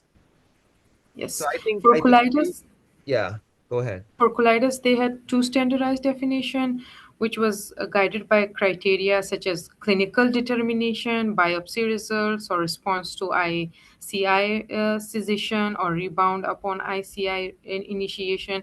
So these were like the two defined standard which they had for colitis specifically. And for pneumonitis, it was all-cause pneumonitis was used as a variable instead of solely focusing on ICI-induced pneumonitis, because they said that the documentation was inconsistent of etiology in EHR and the subjective nature of clinical determination of etiology, and that's why they were not able to just put that data in and not define anything else.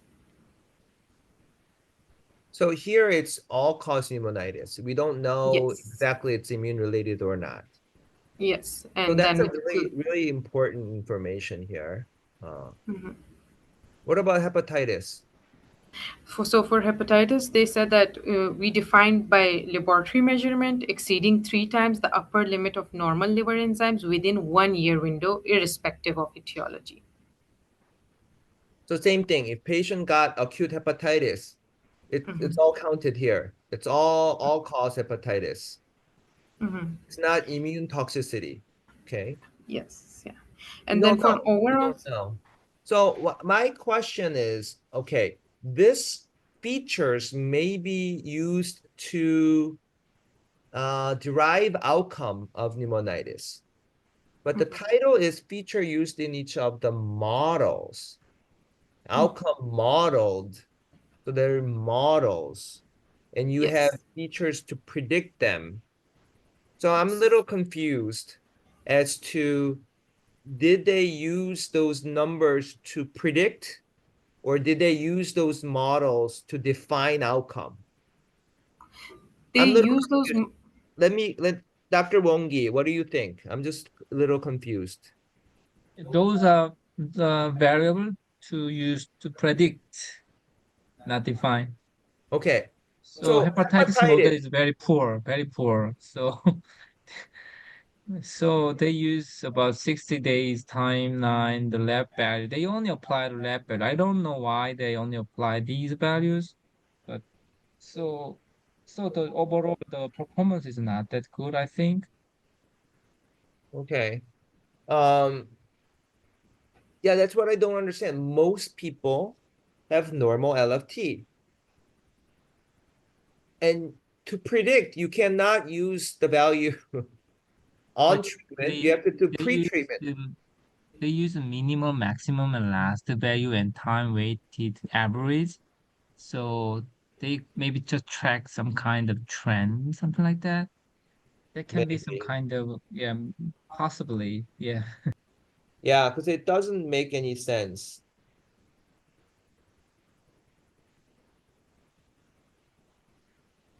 Time weighted average.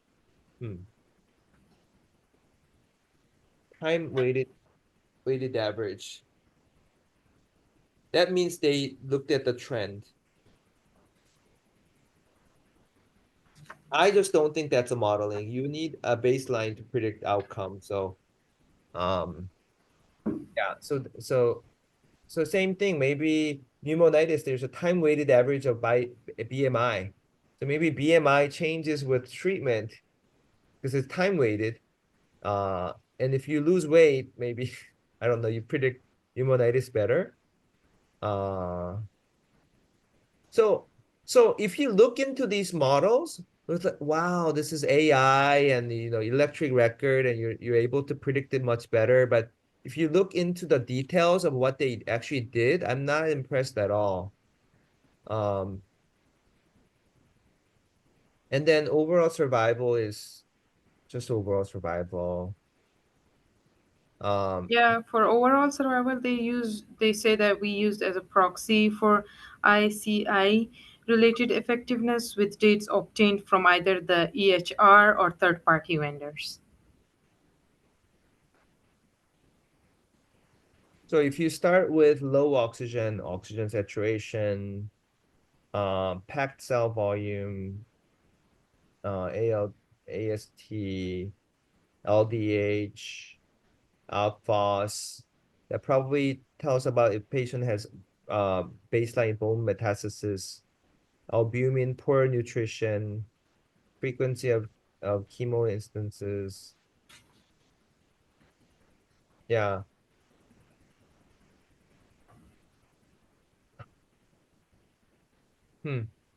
But colitis, whether you give Nivo or Ipi matters. Hemoglobin, albumin.